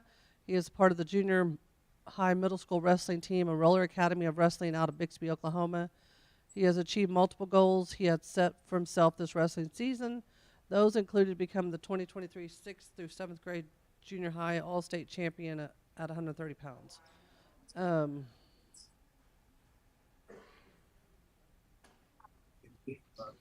They're asking for assistance to help with the cost of hotel accommodations and plane tickets to Reno, Nevada. They're also going to be having an Indian taco sale to assist with the funds for Brendan and his parents to accommodate him in Reno. So I'd like to make that motion for $500. Motion for $500 by Member Newton. Do we have a second? Second by Member Mercer. Any further discussion? Call for the vote. Those in favor say aye. Aye. Aye. Any opposed? Abstention? The motion carries for the $500 donation to Brendan Bell. The next one, I want to make sure I get this correct. So Steve will correct me if I'm wrong. This is from Brittany Bell, which is Brendan's mother. She is requesting $500 to help with the travel expenses for herself to go with her son to represent him on Team Oklahoma at the Reno World's Wrestling Tournament as well. Don't they travel in the same car? They're flying.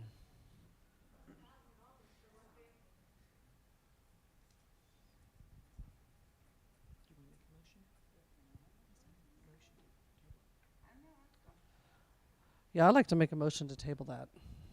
Because this is the first time I've seen this one. It wasn't, of course it was on. That's a good question. I don't know. Okay, yeah. I don't know. Table. Sorry. Do you know, Stephen? I really don't know who's the tribal member, to be honest with you.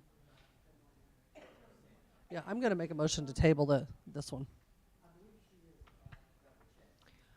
Motion to table this donation request by member Newton. Do we have a second? Any further discussion?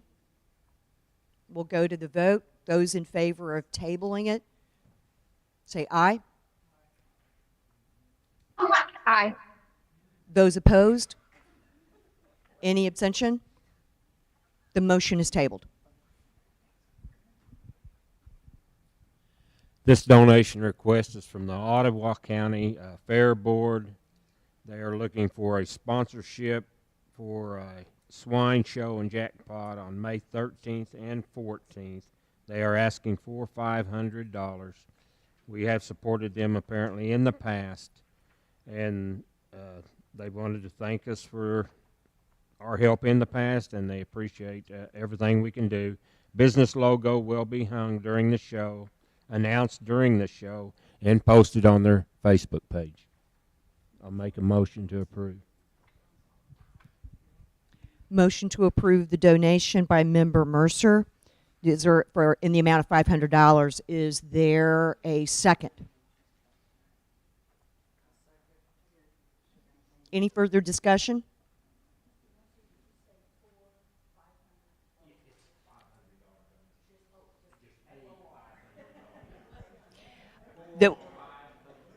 There was a clarification on the dollar value of this donation request, and it's a single donation of $500. Call for the question. Those in favor of the $500 donation, please say aye. Aye. Aye. Those opposed? Any abstention? The motion carries.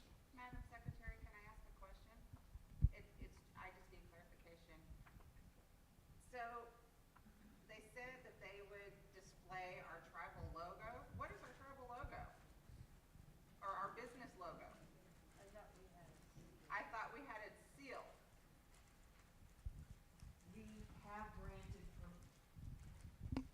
We have granted permission for the utilization of that in a couple of areas that requires formal approval.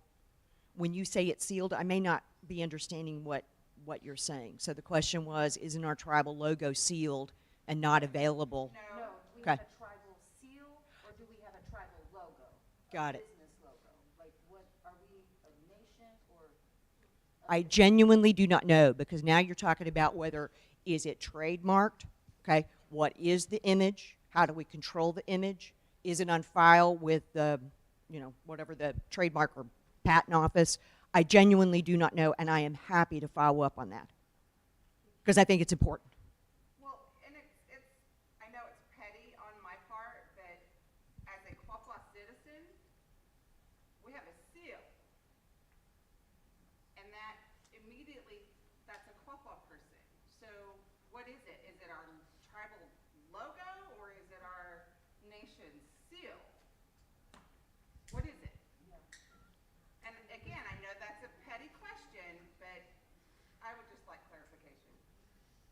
Now, I think it's an important question to verify whether we've taken all steps necessary to protect, whether it's a trademark, it wouldn't be a copyright, but to trademark that on file so that we can control that image.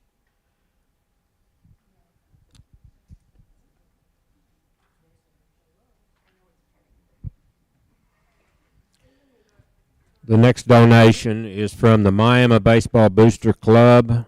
They are requesting $550 for the first year due March 20th, and then asking for a $400 renewal annually each spring.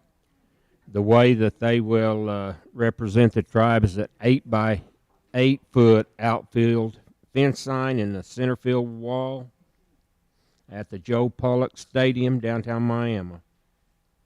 So the sign would be on the baseball field permanently. Make a motion to approve. 500 first year, 400 annually after that if we so desire. Let's just do the 500 the first year. Yeah, because we don't. Yeah. I'm making a motion to donate $500 for this year, and then we can review it annually.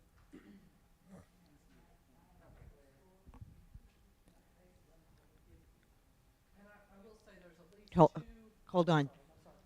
Larry just made a motion, $500, no other amount, no multi-year. Is there a second? Second by member Newton. Discussion. I just want to bring out we did get the list of the enrollment or the enrollment of the members that are on the team, and there are 2 Quapaws, so that helps. But I am not in favor of the yearly, so I'm glad that you changed that. Any more discussion?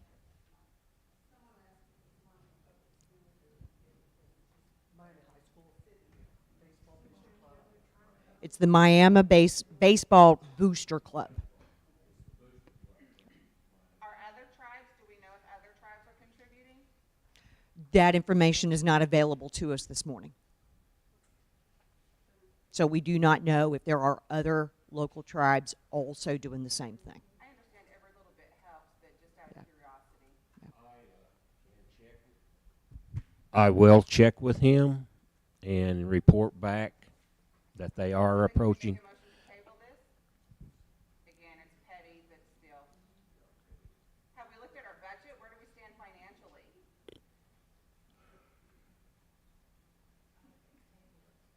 We can take. I will recede my original motion, and I recommend we table this for further investigation, and then I will report back because there are numerous children from the other tribes in the area. Yeah, I make a motion to table. So we've got a motion to table this donation request by member Mercer. Do we have a second? Second by member Newton. Call for the question. All those in favor of tabling this donation request, say aye. Aye. Aye. Those opposed? Abstention? The motion is tabled. Okay, we are getting to the fun part of the day, the candidate forum. I can't wait. So first on the candidate forum is Beth Blaylock.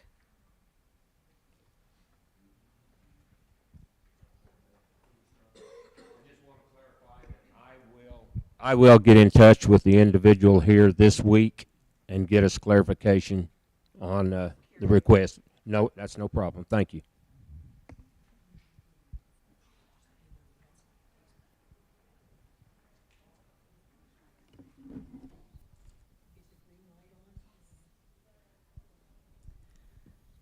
Good morning, everyone.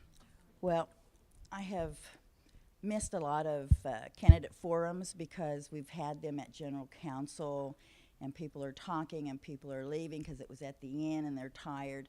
So I appreciate that the business committee wanted to do that here so that you can ask me questions. And I have a handout if anyone would like to have one that kind of tells you a little bit about me.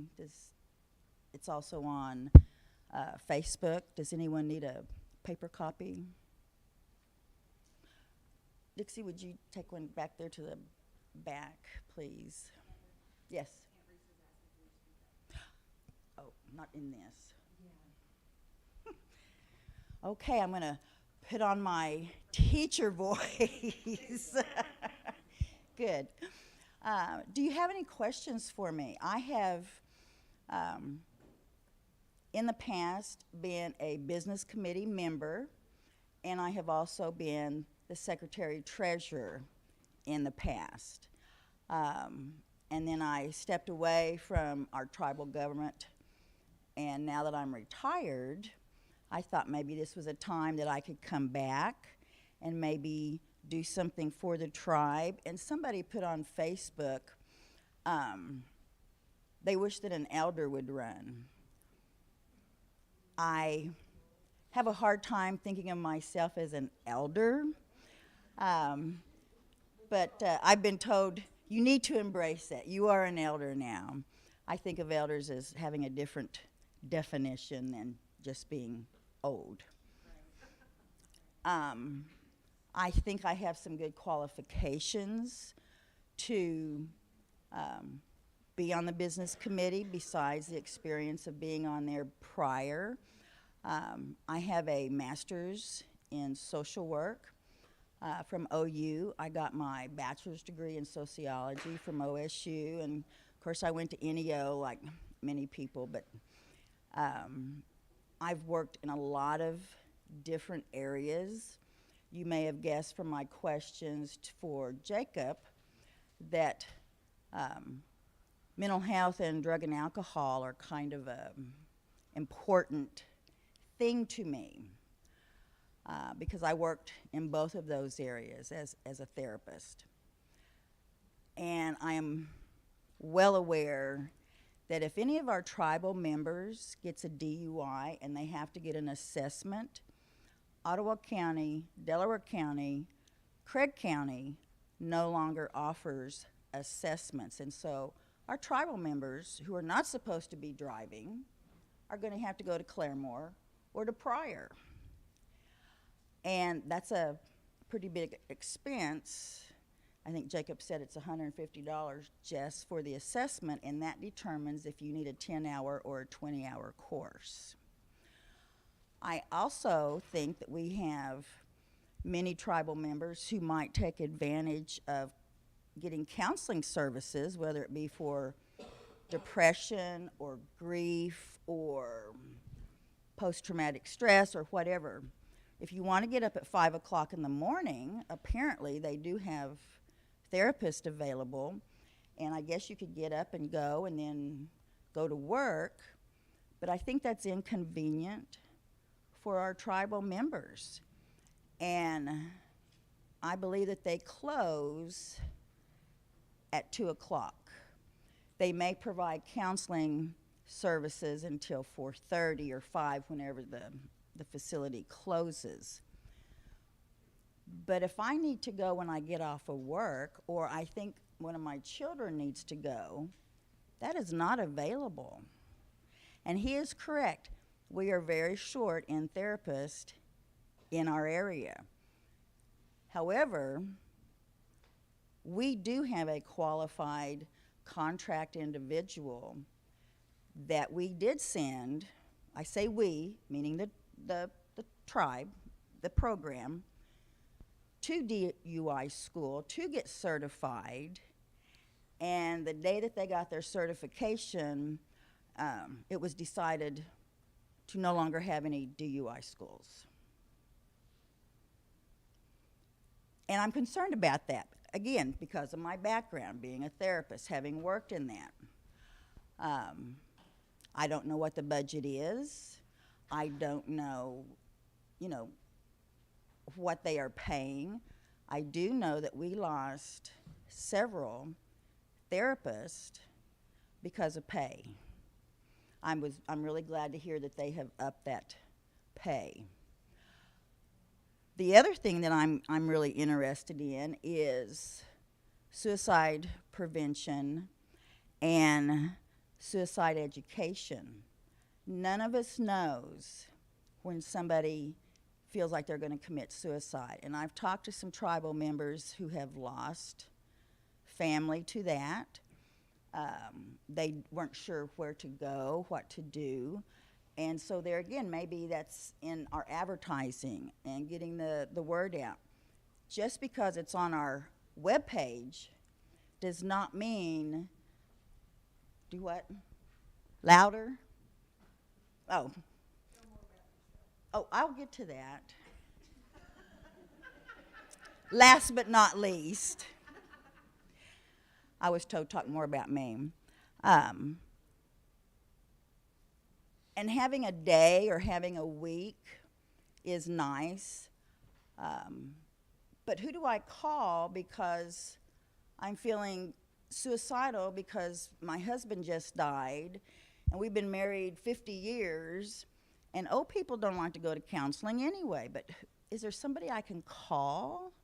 You know, hospice. Are you not BC? Because obviously you're giving us your background on counseling, and this is a forum for you to tell us what you're going to run for the BC. These are the things: improving the counseling services, providing better suicide prevention education, and the other thing that I'm really interested in is us really getting it more into our agricultural departments, the grants that we might have for the food sovereignty program. I find that very exciting. We have the beef, we have the bison, but we could also have the fruits and the vegetables and those kinds of things. And other tribes are really moving forward in that area. I understand we've got greenhouses built and they are working on that, but what else can we do, you know? And the last one is kind of a pie in the sky thing that I would like to do, is for maybe our tribe to develop better, not better, but a type of internet services for tribal members. When we had COVID and schools went to online, lots of kids did not have access to the internet. So they could pick up their MacBooks from school and then they couldn't connect. So they might have to go to a library or to a friend's house.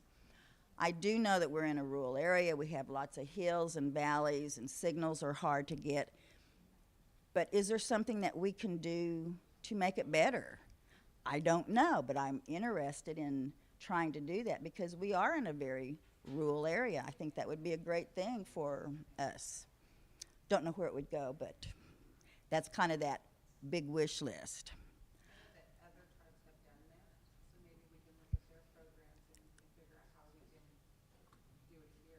That would be great. Yeah. Who? Oh, yes.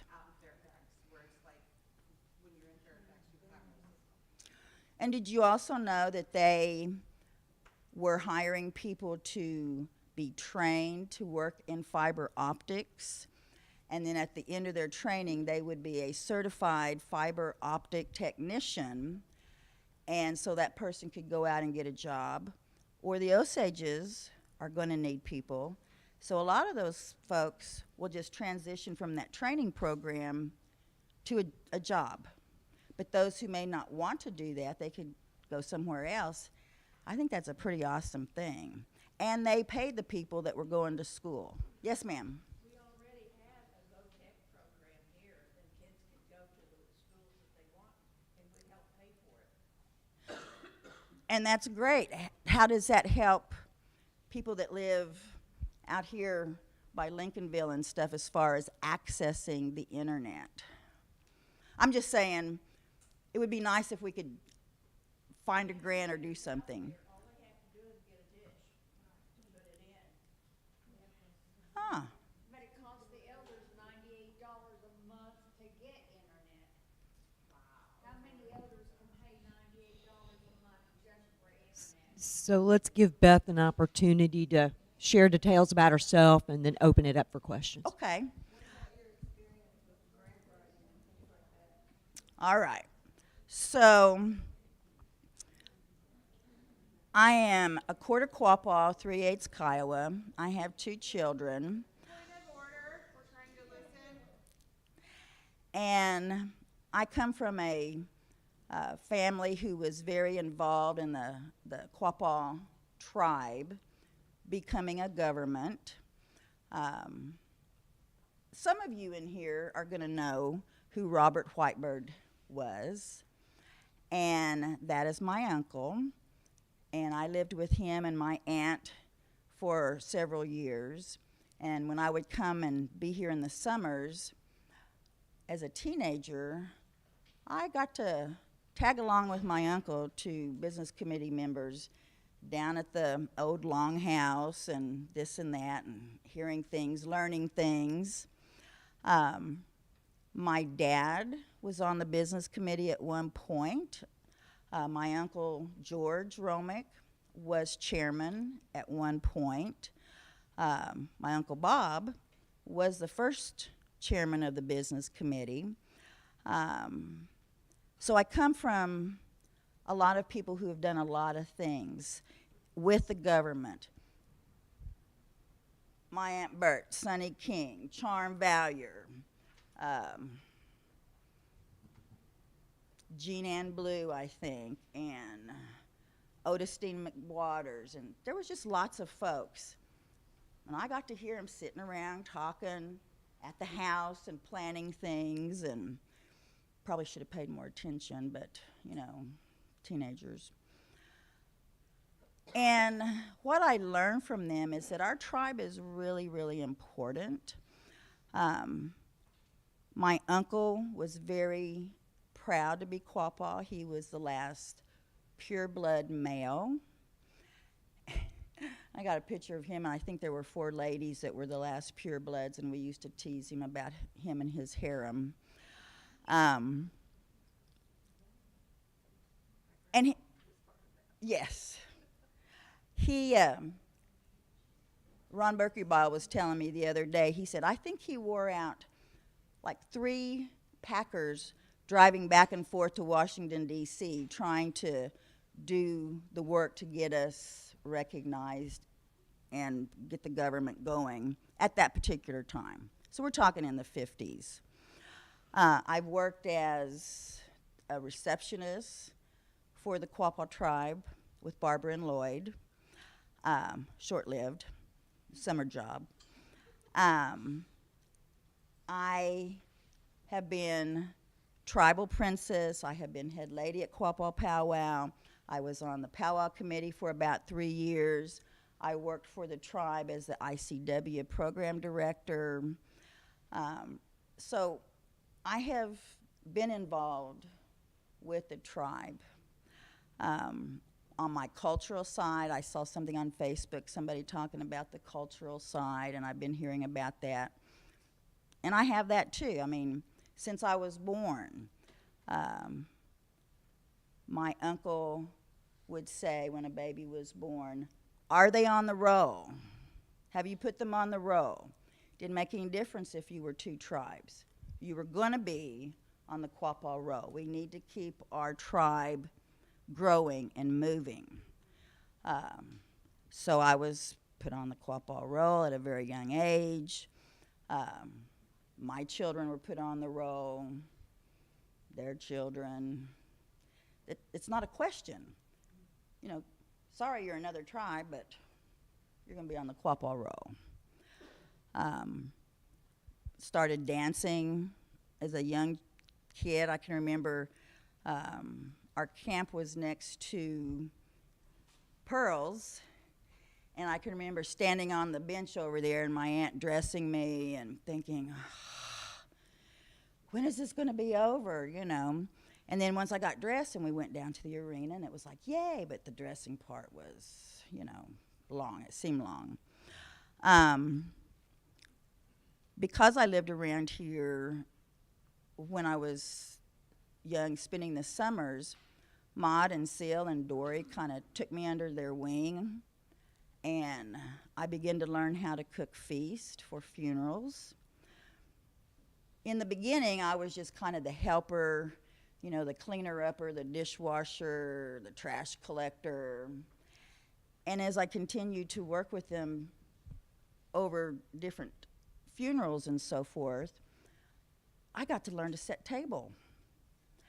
And pretty soon, they let me in the kitchen, and I got to learn to cook with them.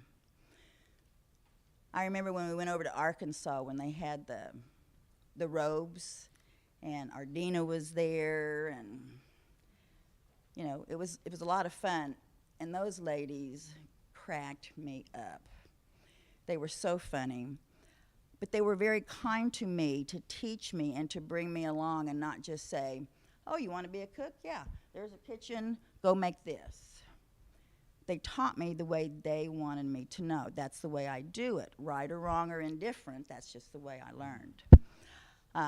Got to work with Ed Quapaw and Catfish and different people, and learned what the men did and what they didn't do, and I see sometimes there's a difference in that now. but we lose things along the way. Let's see. I learned about funerals because there again, I went with my uncle. And I can remember we were in Tulsa, and he was presiding over Mary Helen Ancu's. And of course, I thought he was like really, really old. I didn't realize he was probably my age. And I remember going over and asking him, and I said, Uncle Bob, I said, do you want to go out and sit in the car and rest a little bit? And he looked at me, and those of you who know him, he talked very slow and deliberate, and he said, I'll have plenty of time to rest when this is over. I said, okay. I went out in the car and rested. And he was there that whole time. That's what he was supposed to do. That was what he was asked to do.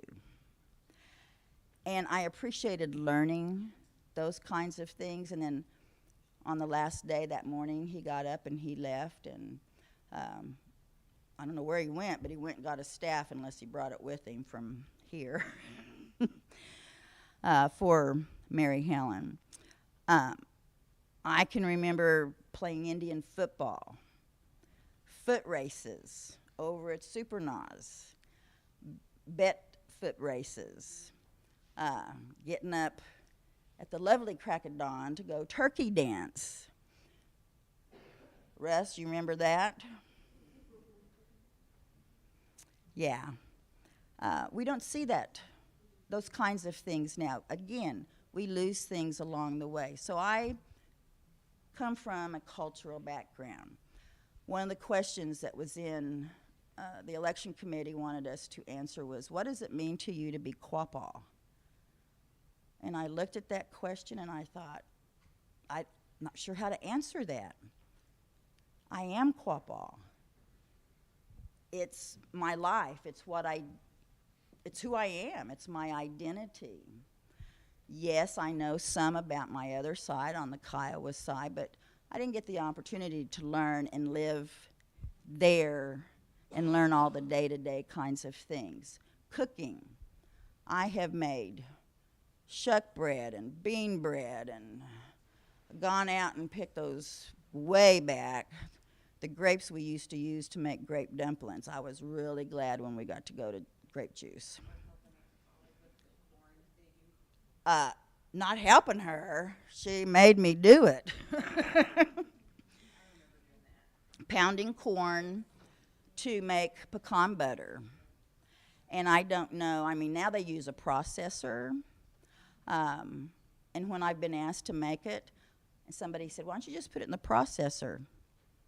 That's not the way I make it. Why don't you put sugar in it? It tastes so much better. That's not the way I was taught. If you want sugar in it, when you get some, put some sugar on it, mash it all up, and make it sweeter. I was taught a different way, and I just stick with it. Like I say, good, bad, or indifferent. So I think besides my cultural knowledge and my educational and work experience, I have a lot to offer. On Facebook, there was a question about, have you ever supervised anyone? And yes, I have. I was a director of a domestic violence shelter, and I supervised about 12 individuals. I have also, because of working ICW, I have worked with the federal courts, testified in federal courts. I've worked in state courts, testified there. I've had to work with law enforcement, BIA law enforcement. Now we have our tribal law enforcement. When you don't know what their jobs are, sometimes you don't understand why they do this or that. And you're like, what the heck?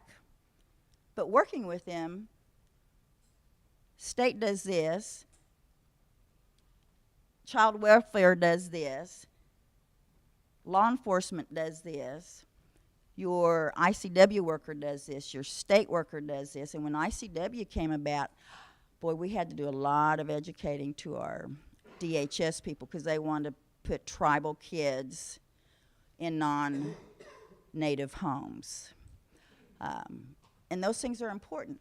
But when I first started, I was like, I don't understand why the cops just didn't arrest this person and do this and do that. They went and got the kids and they brought them over here. And, you know, there's a process. And you have to go through that process. And it can be very unsettling. But because I learned that, I kind of know how that goes. I also worked for United Indian Recovery in Edmond, where we wrote grants for drug and alcohol programs. And from doing that, I was asked to be a grant reader for about 3 years. And that's very interesting. And depending on how picky your reader is, they may ding you because you had a run-on sentence. They may ding you because your numbers didn't add up perfectly. They may look at the population you're hoping to serve, and there's not enough information. There's a skill to writing grants. We used to have a really good grant writer, did we not, before they went someplace else? And of course, reading grants. So having that knowledge, I think, is again something that I have to offer. I retired after teaching 21 years at NEO. So I know how to work, you know, in a system. We're not always going to get along or agree on stuff, but you have to learn how to work together to accomplish whatever goal it is that you have. And I learned that working with the business committee when I was on there before. Are you ready to take any questions? Yes, Beth? ma'am. Questions for Beth?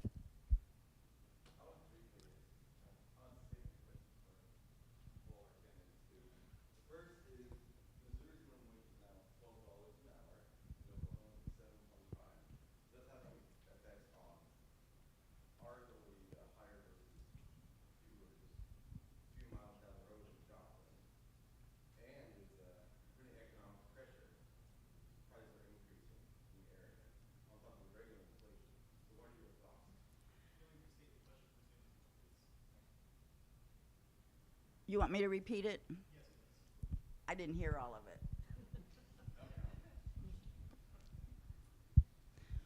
We'll get him on a mic. There we go. The first question I'm asking is, Missouri's minimum wage is now $12 an hour, and Oklahoma's is $7.25. Obviously, that has an impact on our ability to hire versus companies in Missouri. Just a few miles down the road is Joplin, Missouri. So what are your thoughts on that position? I think that's a job for the business committee to look at when they do a new budget, which will be I'm assuming coming up soon, and look at our income and looking at the number of employees that we have, because $7.25 is not a living wage, even in Northeast Oklahoma. So, you know, I'm all for trying to find the money. You just can't say we're going to do this if we don't have the money and we don't have it in our budget to increase hourly wages or salaries. The second question is parallel to the first, with it being economic. Slowly over time, we have been slowly losing more and more of our population as people are having to move to find jobs, to find new places to live, etc. And it's also causing a slow decline in our cultural participation. I would like to hear your thoughts on that. That's a great question. I would say we need to have a better way of publicizing what we are doing. Not all of our people have internet, so they're not looking at Facebook. Even with you have your cell phone. Not all people are getting on there and looking. It's nice to have it on the nation's website, but some of the dates and things that were going on that were talked about earlier, I was like, where can I go to find that? And to encourage people to, hey, what are you doing this weekend? They're going to have a shawl making class. Well, I didn't sign up. Well, how about next time? You know, to invite people to participate. You can't make people want to know where they come from, but you can offer them as many opportunities as possible. Yes, sir. I would just like to know, what would you consider some of your highlights or proudest achievements from your former time as a BC member? Question is, what was the highlights of my experience when I was a former business committee member? Well, the first time we were able to secure the funding for the community building, so that was a pretty big highlight. That was pretty awesome. The second time,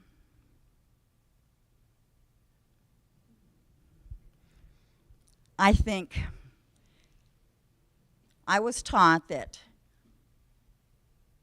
the best interest of the tribe is the most important. And so I can't look at what I want or what I want my family or my friends to have, but I need to look at the tribe. And so in doing my job, I found that when we had Quapaw Casino and the management team that we had there, and there was a percent of tax, I don't remember exactly, let's just say it was 7% tax that they were to pay us from gross, not net. And I started looking at the numbers, and I found that the numbers were incorrect.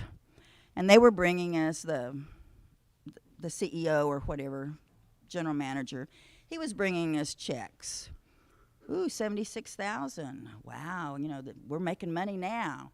$92,000, $80,000. And so I'm doing my research, and I'm going through his financials that he turned in to us. And I realized that the numbers did not add up. So I took that to the business committee, and I said, he has shorted us nearly $1 million. We weren't quite at the $1 million mark. And immediately, have you not been out there? He's put new carpet in there. That had nothing to do with what I was talking about. He's a really nice man. I wasn't questioning his personality. You don't want anything good for the tribe. You don't want us to move forward. You just da-da-da-da-da. And I thought, my job as secretary treasurer was to make sure that we were collecting the correct amount of taxes. And the business committee chose not to do anything. And I was okay with that because I'm a team player. I said what I needed to say. And I showed the proof. And several years later, I got an apology from two of the people who were very verbal. You know what? You were right.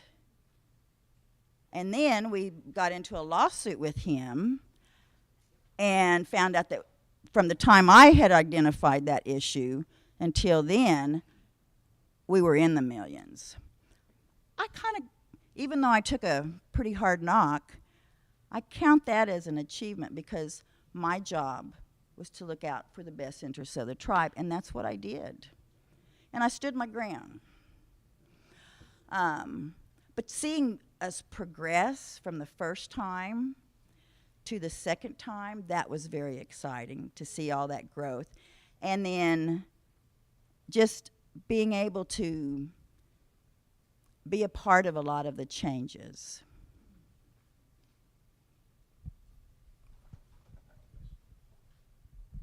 My final question has to do with employment as well. There is a lot of uncertainty among the employees right now. We are going through a restructuring of organization. We have a lot of infighting within the BC. We have a lot of vacancies. And generally when there's vacancies, resignments and terminations increase during power transitions. Do you have any words of encouragement or opinions? Oh, I sure do. I think that before, if I were to be elected, what's your name? Michael.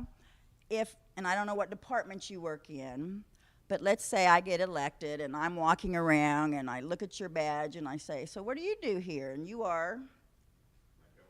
But what do you do? Network administrator. And I say, you know, I saw some incorrect information out there or something didn't work or what. Maybe we'll just get rid of you. I don't have the authority to do that. I'm not your immediate supervisor. And my personal opinion is the business committee doesn't have the right to do that. Do we not have supervisors for you, and do we not have a chain of command in place? If it comes to the point where you go up the chain of command and it's then brought to us, then yes, we would have a say in that. I think until you know what you're working with, who you are working with, you got to trust that the previous administration didn't hire incompetent people and put them in a position that they weren't able to do.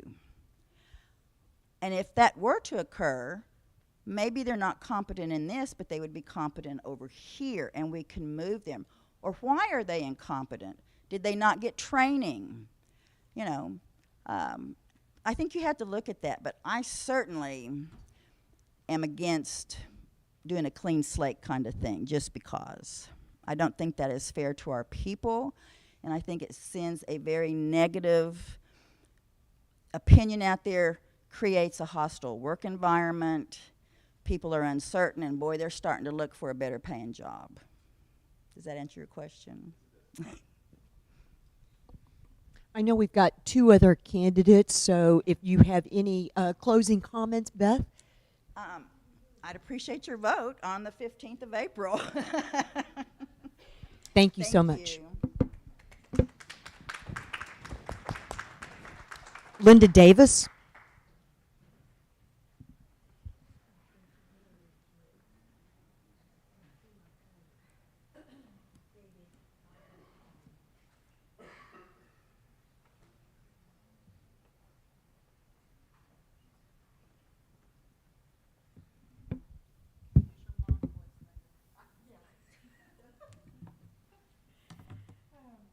Good morning and hello to all O-Guah-Pah relations. For those that do not know me, my name is Linda Davis. I'm a fifth-generation descendant of Georgia Minnie Cold Springs Red Eagle, the great-granddaughter of Josephine Sophia Red Eagle Greenback, the granddaughter of Leroy and Marguerite Kennedy Watson, and the daughter of the late Delbert and Martha Watson Longden. I'm a proud member of the Quapaw Nation. I come before you as I did for the 2021 annual election. Although I did not get elected, it has not deterred me from filing again and has not changed the care, concern, and love I feel for our nation. I can only speak from the heart as I have been taught. One may ask, why should I vote for you? First and foremost, I am a hard worker. I will put in the necessary hours to complete projects set forth not only by the BC, but by the tribal programs and members and their needs. I am an independent thinker, dependable, and accountable. I will speak up for those that feel that they do not have a voice. I will strive to promote a positive work environment, motivate employees, increase efficiency, and simply set the best good example I am capable of. I will be clear and open with everyone with an intent to trust, build, and rapport. This will not only demonstrate my honesty and integrity, it will foster well-deserved transparency for tribal members. As an elected official, in my opinion, it is our responsibility and duty to establish working and trusting relationships with one another. It is important to recognize it is okay to agree to disagree and move forward. I believe if elected, I have the knowledge and experience to improve cohesiveness with other elected officials to maintain a common ground for the best interest of the nation. One may ask, what are your qualifications for this position? My work career has been devoted to not only the Quapaw people, but other tribal nations through grant-funded positions. The nation receives several millions of dollars in grant funds from different funding agencies with their own set of guidelines. As a tribal employee, I manage 3 different grants with a budget of just over $1.4 million. I serve multiple roles from the intake coordinator, or from the intake clerk to the grant award administrator. I have an understanding from start to finish in relation to grant writing, development of a program, implementation of a program, etc. Also, I understand that issues can arise during those grant cycles, resulting in the need to make grant award modifications. I think the knowledge of grants is an area that can bring strength to the BC and reduce the need for general funds to support positions and programs. If given the opportunity, I would work directly with departments that may be struggling with the implementation of their program and work with the grant departments to seek out additional grants to help meet the specific needs of our nation based upon community assessments, surveys, strategic plans, etc. Immediate known needs at this time include, but are not limited to, and just as Beth mentioned, mental health, drug and alcohol treatment, homelessness, education, employment, etc. In addition to being an employee, I have served for approximately 20 years on the election committee and in different roles while on that subcommittee. I have since disqualified myself from the election committee to file for candidacy. The election committee is appointed by the business committee. I have remained on the election committee through several business committee administrations. I believe the fact that I have remained on the committee throughout the years reflects who I am as a person and my ability to work well with others. In closing, we are O-gah-pah. I want to see our nation reach their potential that I know we are capable of. And as Weena mentioned earlier, the Bridge the Gap conference that was recently held at Downstream, that is one event that demonstrated that what we are capable of and the success of that event when we work together as one and demonstrate unity. We have that within us. That is an innate thing that was given to us from our ancestors that have prayed over us as we pray for those that are beyond us, not only our children, our grandchildren, and our future. I respectfully and humbly ask for your support and vote in the special election. I realize that you have choices, and I thank you in advance for your support. Gunna Gay. And Mikkel, I understand that there's going to be 3 questions, and if you could please come forward and re-ask those, I would greatly appreciate it. And I apologize if I hand you a sweaty mic. That's okay. The first question is about the minimum wage increase in Missouri, and we're at $12 an hour now. In Oklahoma, minimum wage is still $7.25, about $4.75 difference. It is affecting our ability to hire, and it's making people who are closer to the minimum wage struggle a bit more with economic pressures on top of current inflation rates. Okay.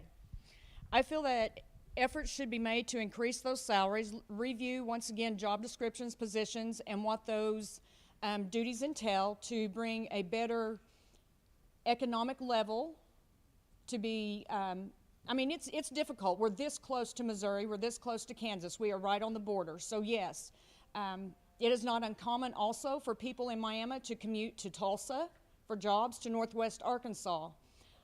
I feel like that's a hardship on those families, and I understand why they do that for the livelihood to maintain them. But I would certainly advocate for increasing salaries, employee retention, and I feel once again it goes back to promoting a positive work environment and just those retentions, just make it possible to keep people that are qualified, to keep them from going to other nations, to other agencies, to other entities. Let's keep our good people.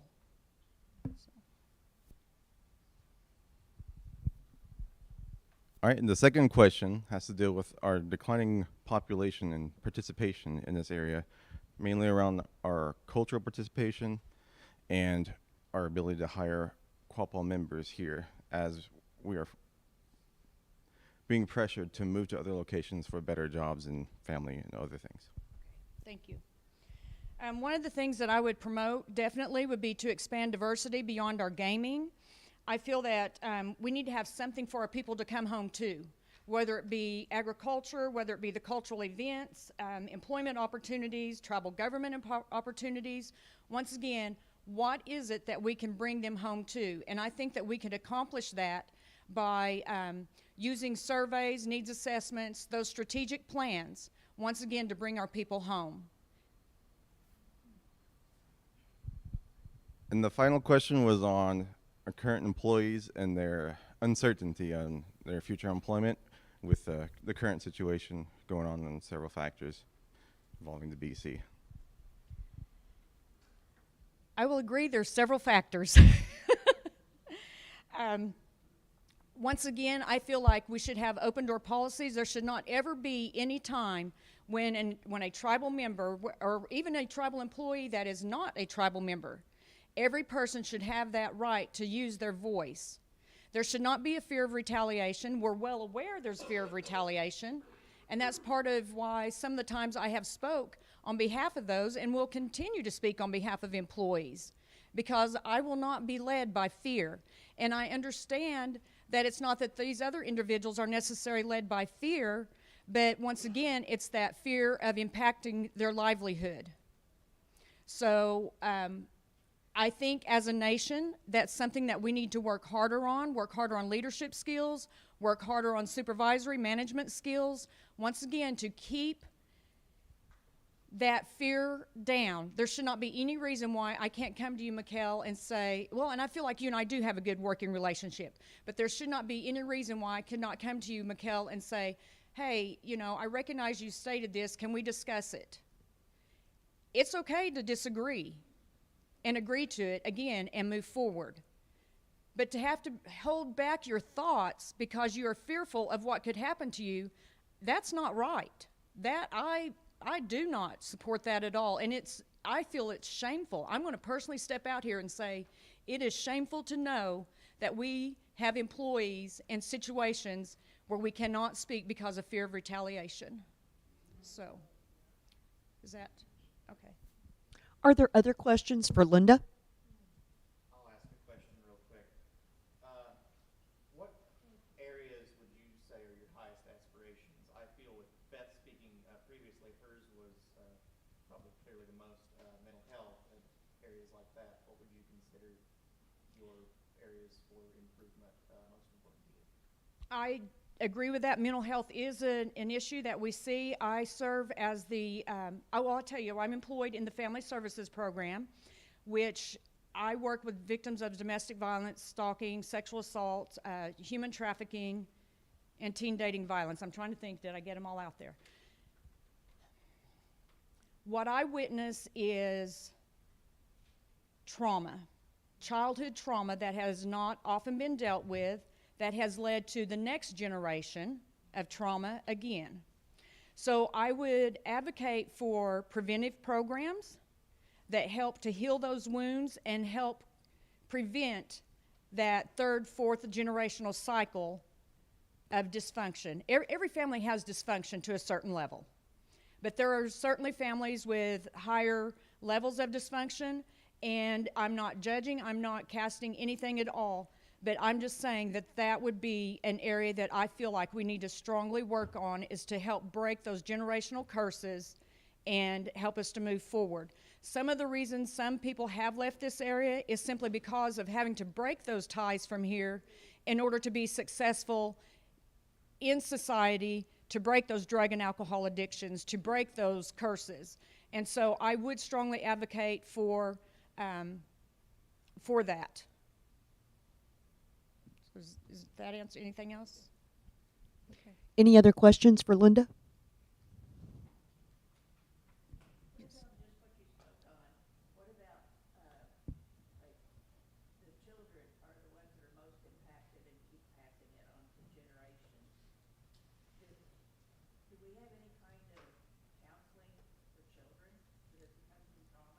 Yes, we do. So currently in the budget, or in the program that I oversee, we have a line item for counseling, and as well as the youth programs that Billy and Heather have. Billy was the previous director, now Heather Dismuke is the current youth program director. And with part of that funding as well, that youth prevention, that is geared towards suicide prevention for our youth. And youth is classified, and you guys may have to help me here, 11 to 24, 5?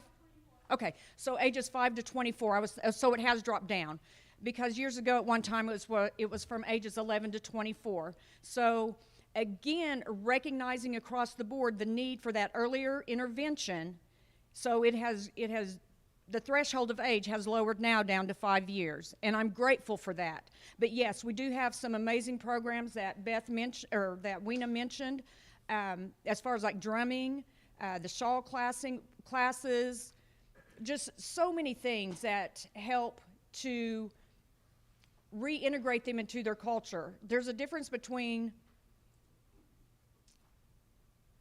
knowing your Quapaw and saying, I am Quapaw, I guess is what I'm trying to say. And I want everybody, every opportunity available to help those children and adults that have had to move away for different reasons and coming back to this area, that have not had the opportunity to have been exposed to their culture and heritage for several years.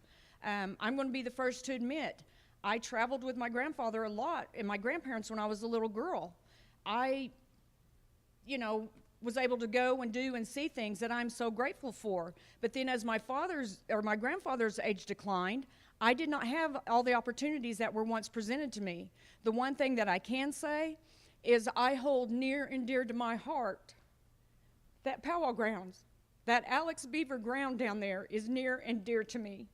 I have some of my fondest and greatest memories of being at the powwow grounds and not just during powwow. I mean, I have the scar on my shins to prove my bicycle wreck down the hill by the powwow, in between the concession stand and the bleachers. Yeah, exactly. There you go. It does. And the stay off the bridge, stay in the light. I mean, those are forever tattooed on my forehead and on my back. I mean, it should be a fundraising t-shirt. And only we would get it. We would be the secret society that gets it. Yes. Stay in the light. So, yeah. So I appreciate your time, and I thank you for being here. And what blesses my heart even more is to continue to see the monthly attendance at our business committee meetings. We have grown from 4 or 5 coming to what we have now, a room full. And so that is a blessing in itself. I know that you guys have choices on this, and I just support that you vote for who you decide to vote for. So, Gunna Gay, thank you. Thank you, Linda.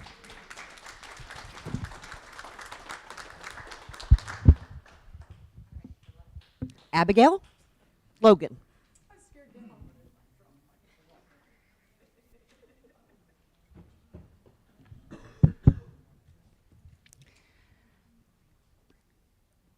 Good half morning, half afternoon, something.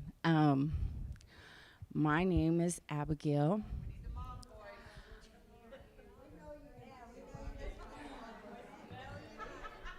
Okay, everybody, I'm here, I'm ready, I got it. I am Quapaw and Shawnee, and I was given a Shawnee name when I was a little girl. My name is Hunkawelama. It means leader.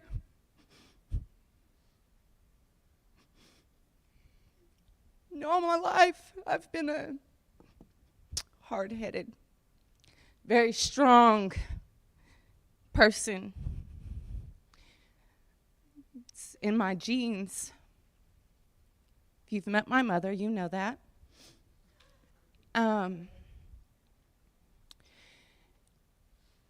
But all those years of me acting out and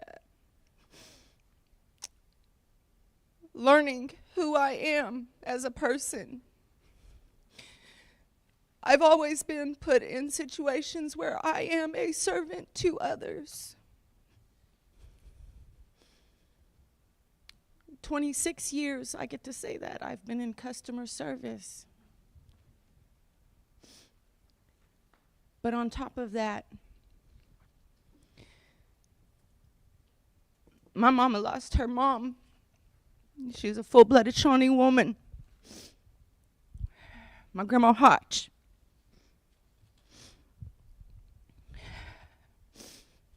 For being the bad girl in my family,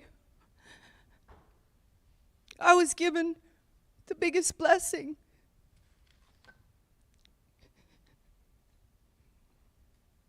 I was able to take care of her before she left us.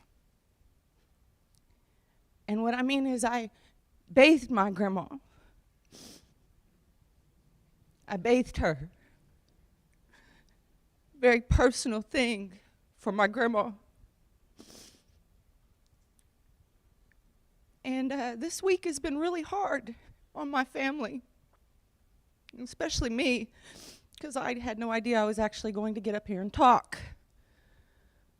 And I had no idea what to say, except for what my grandma reminded me as I was sitting on the turnpike when my car broke down Thursday evening. She said, "You washed my feet."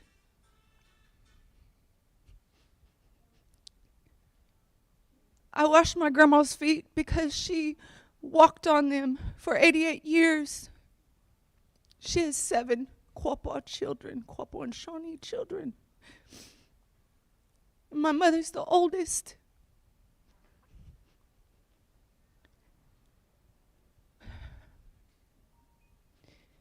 When I say I got to wash her feet, I got to honor my mother and my aunts.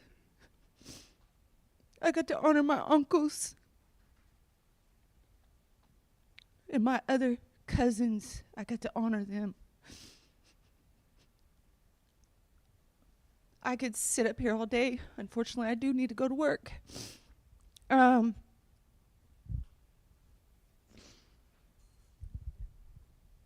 All I know how to do is to serve others. My heart is for my Quapaw people. I'm not, after this past weekend, I'm not a big fan of the business committee as a whole. No offense, but I'm not.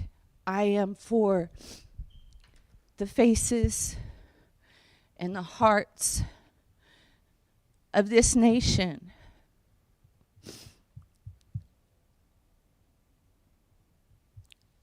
All I want to do is wash your feet.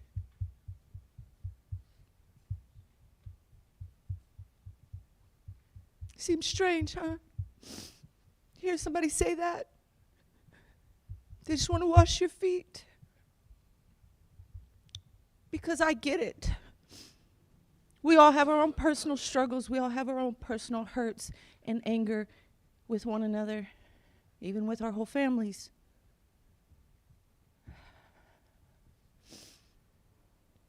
But I just want to serve the people. I want to bring our people back under one roof in one arena.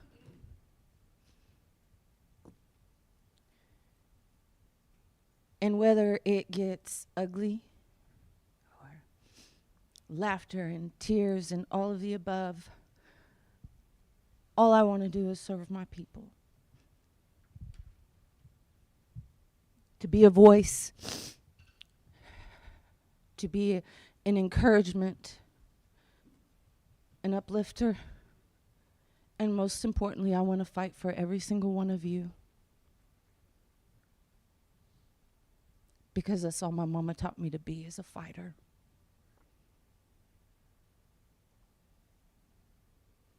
She didn't teach me to back down from anyone.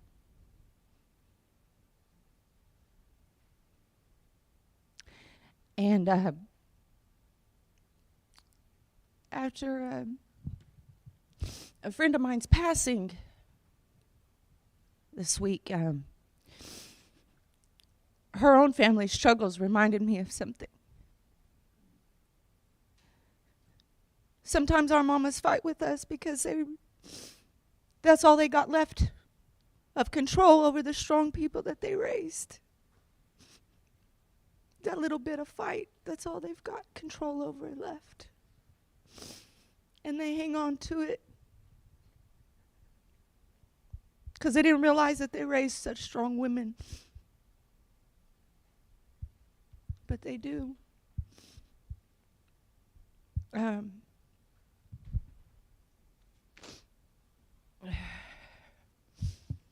Mikhail, your questions, please.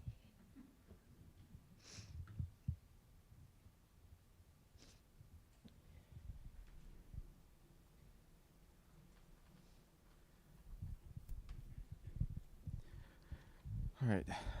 The first one was about the minimum wage in Missouri being $12, and Oklahoma is still $7.25, and its impact on our ability to hire and our employees. I'm going to have to agree with us looking at the budget, making sure that we are not only on task, but we are looking for ways to give our employees better pay.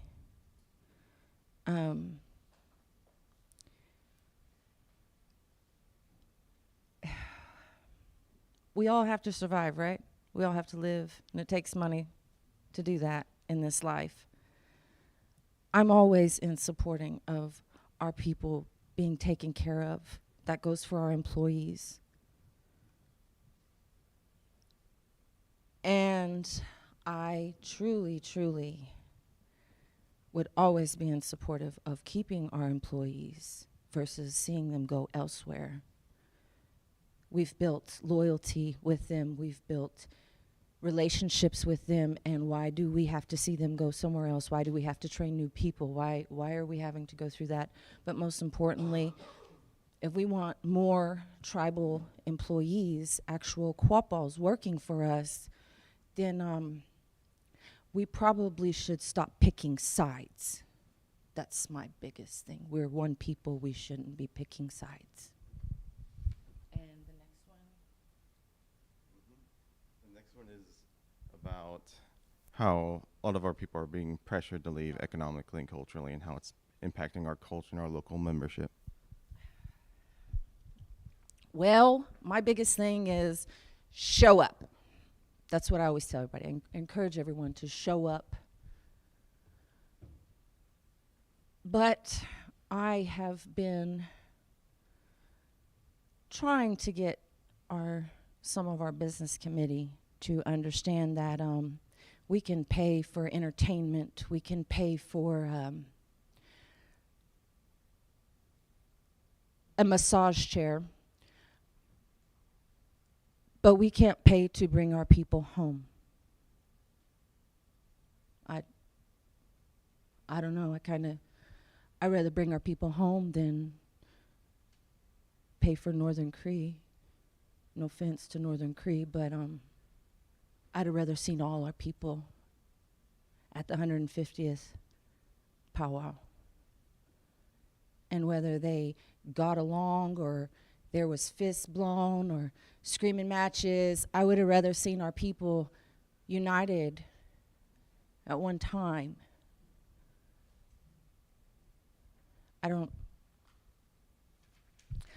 I'm for the people. I don't know how else to put that. I don't know what else to say about that, but I'm for the actual general council of our Quapaw Nation, all of them.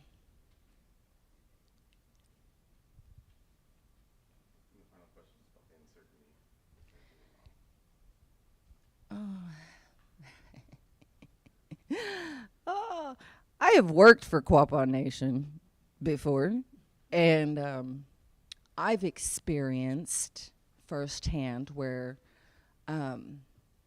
intimidation is used as a tactic. Unfortunately, I was raised by my mother. Intimidation doesn't work on all of us. being that, you have to understand I would never, ever, ever, whether I was sitting on a committee to get along with them or not, I would never support anyone intimidating our employees or our tribal members for any reason. I don't. At all. And I'm going to go there. I would appreciate if our grounds, our maintenance workers, our cooks were taken better care of when these people are the same ones who take care of us, widowers, orphans, in the most important time of our lives. They are there to mourn with us, to grieve with us, and to pray over us. And how they are not taken care of absolutely appalls me. Any more questions?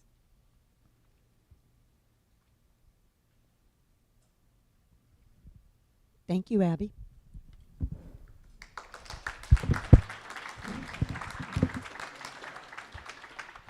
Okay, we're going to move on to open forum. I would like to move to suspend the rules to allow tribal members to address items beyond the business of today's meeting without a time limitation, but each tribal member may only address the assembly once.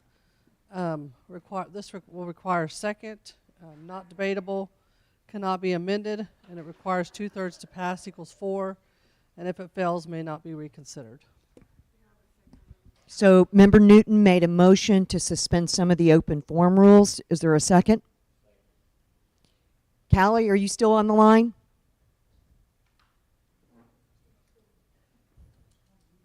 Yes, I am. Thank you. Yes. So we're going to go for the vote. All those in favor of suspending the open forum rules, please say aye. Aye.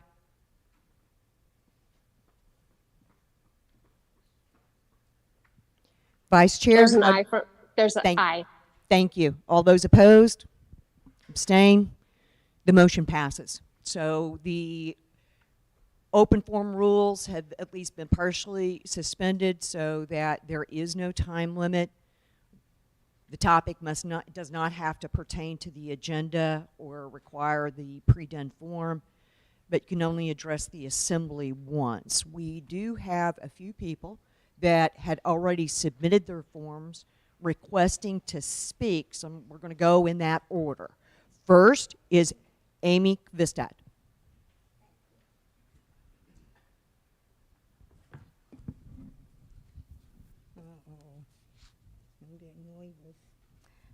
Hello, you all know who I am. I don't have to repeat myself. Well, I want to say this about the Special General Counsel. I find it disgraceful to all my people. My opinion only.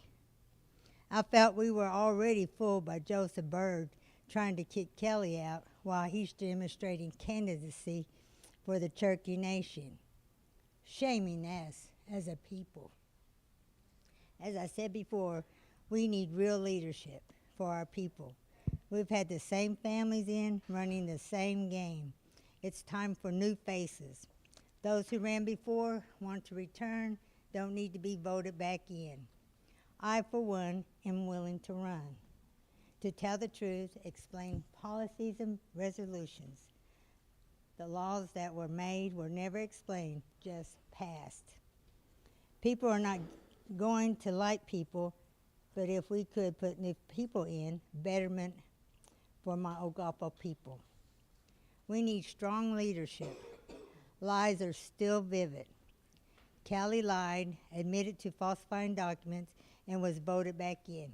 No one is accountable for their actions. Fear is still the enemy of this tribe, still run by certain people that manipulate and coerce people in believing if they voted against them, their jobs won't be. For the grievance committee to put on such mockery of a court system, wrong. Didn't find real true, cost time and money. Still losing money for the families of our tribe. As I said before, I don't fear anyone but God. We as a people need Joseph, Callie, and Michelle out. New people that are for our people, not for themselves. We voted for them, but they are unfit to be on the BC. As I see it, Winna Supernaw doing all of their work and the work for her O-Guah-Pah people. I'm disappointed in everyone, not wanting to see facts about what Joseph did last summer, how he spent over $300,000 for the concert from the Res and beyond. Did it on his own without the knowledge of the rest of the BC. He knew spending money would make us bigger fools because he had already had it in his head to go with the Cherokee Nation. That's why he presented receipts of utilities and insurance policies of his home in Park Hill for the Cherokee Supreme Court. Yes, I'm mad at the fact everyone closes their eyes and shuts their ears to truth but rely on lies and deceit of people. I really don't get it. If I'm doing right and it's for the good of all people, I stand here today speaking truth, even if it hurts people's feelings. Thank you. That's my version. That's my statement. Thank you, Amy. Next on the open forum agenda is Betty Gadke. Hey,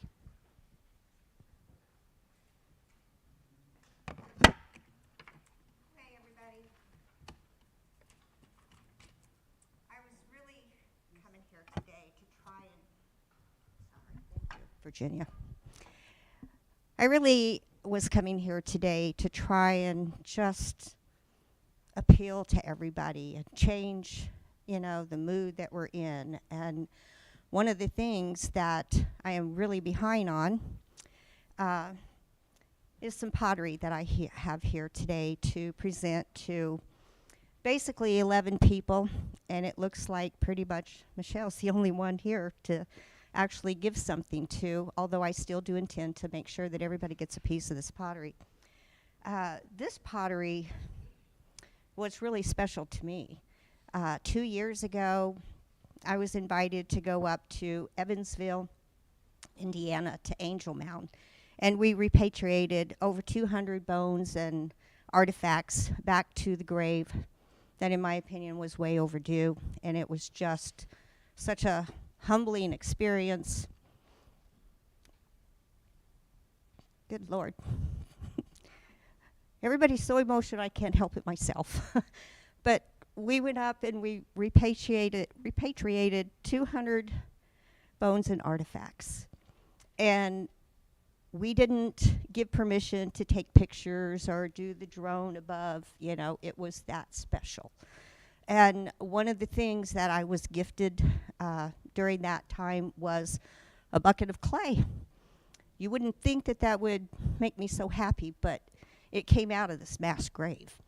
And my job was to turn this clay into something for all of us that witnessed that. There were 11 of us that got to stand there with our own two eyes and be part of this humbling experience.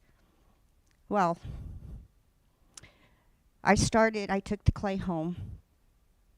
I started to process it. I call it wild clay because it came out of the ground. Oh my God, it was the worst clay ever. It was so hard to work with. This is my third attempt.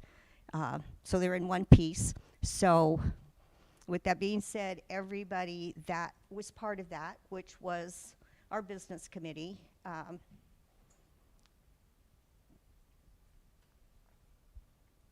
one of the things that I really got out of that trip, other than this awesome bonding experience with these 11 people, and Michelle and Callie were kind enough to take me in their car. Thank you for that. But one of the things that excited me, and yet it broke my heart all at the same time, was this pottery piece. It was in perfect condition. It was probably from the 16, maybe even earlier, 1500s, 1600s. It was in perfect condition. And the Quapaws did a process back then. I call it a reverse smoke technique. Might not be the right word. So what you do is you put your decorations on your vessel. That is, if it survives, you know, the first firing. Then you come back and you dilute your clay down and you paint on top of that. And you put it back in the fire. And when you take it out of the fire, you scrub all that off. And that's what gives you these different colors that I have up here. I've been trying for 2 years to perfect this technique. And I have some really great potters that have told me that I have perfected it. And this is the one thing that I took away from that trip above everything was this reverse smoke technique. And I had not really done it before then. And most of the, you know what, wouldn't you just pass this around so that you guys could look at it a little closer? So the red that is exposed, that was the original clay that came out of the ground. So the black on it is the smoke that came off from that. So I really thought that I would ask everybody on the business committee to put their 2 cents in on what they experienced during that trip. And there's nobody here except Michelle. So could you possibly just take a minute or two and tell me what you got out of this trip?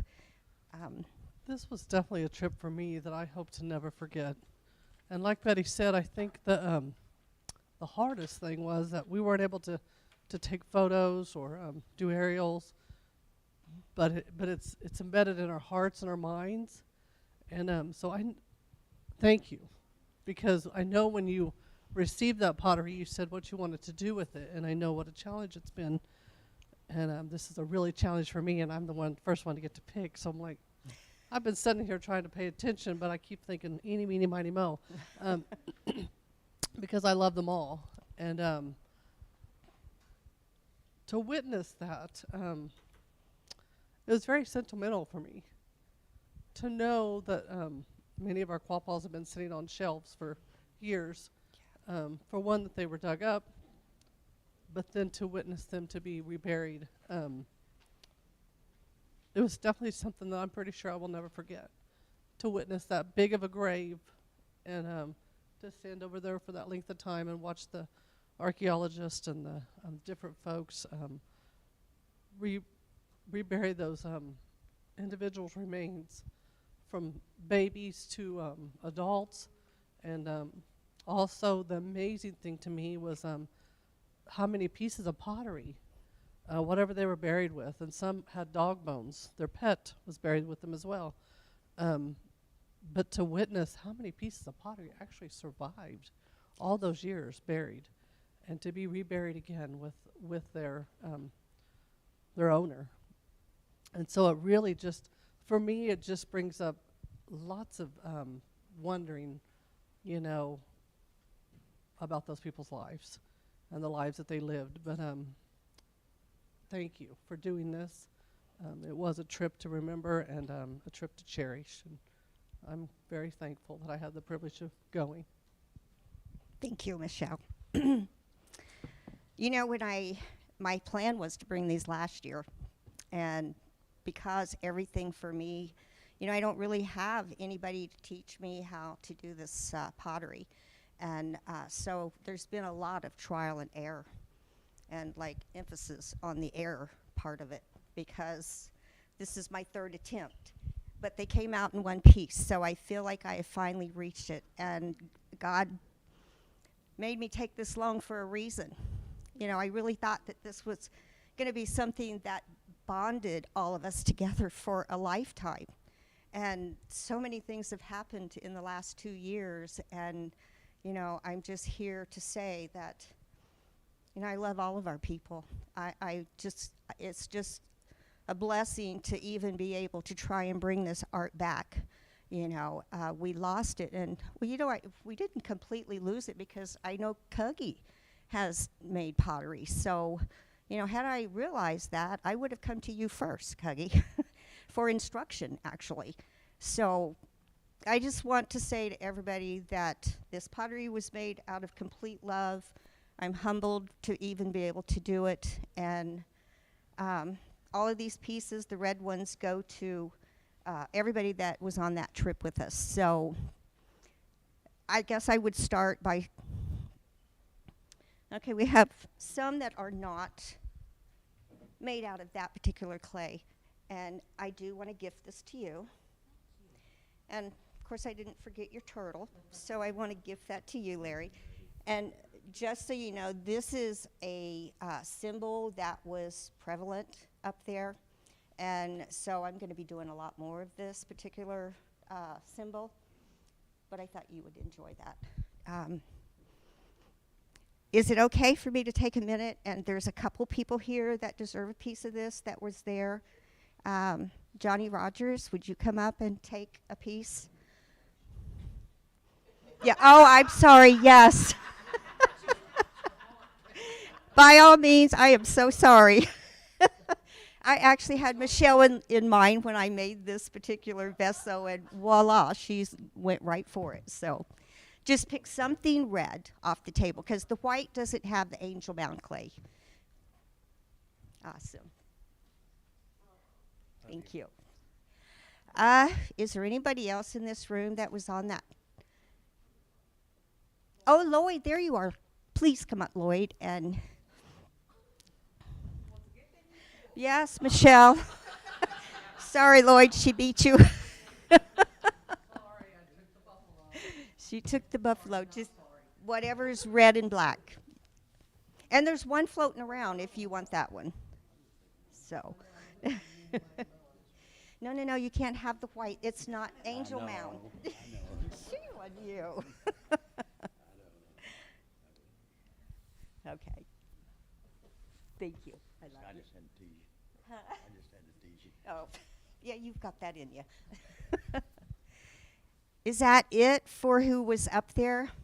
Honestly, I thought I was going to give them all away today, but I'll make sure that the appropriate people get them.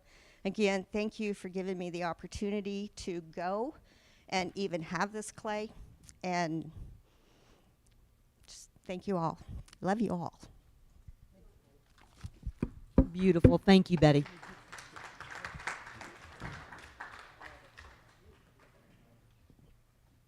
Next on the open forum agenda is Kelly Flanagan on Zoom. Hi there. How's it going? Great. Thank you. Oh, good. You can hear me. Okay, so I just first want to say hi to Cuggy. I saw him on the film earlier. And my question today has to do with everything that occurred last weekend. After the meeting, can we move the camera over a little bit so I can see Weena and everybody? Thank you. Very good. Thank you. Okay, so after the meeting, my cousins, my aunt and I, we went into Legends to have some dinner, and I ran into Cuggy for the very first time. I knew him, but I had never got to meet him.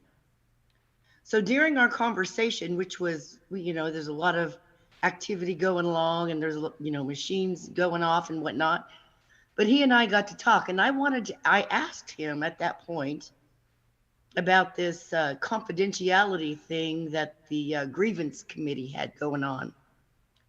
And I asked Cuggy if he actually signed the confidentiality agreement that states, in part, that you won't discuss outside the committee what grievances were being handled or anything else. And he told me, Cuggy, correct me if I'm wrong, but you told me that you did not sign the confidentiality agreement because it was too restrictive, that you couldn't speak to anyone about it. Again, correct me if I'm wrong, but I mentioned to you that that was the purpose of a confidentiality agreement, so that you could only speak to the grievance committee about whatever grievance is currently on the table.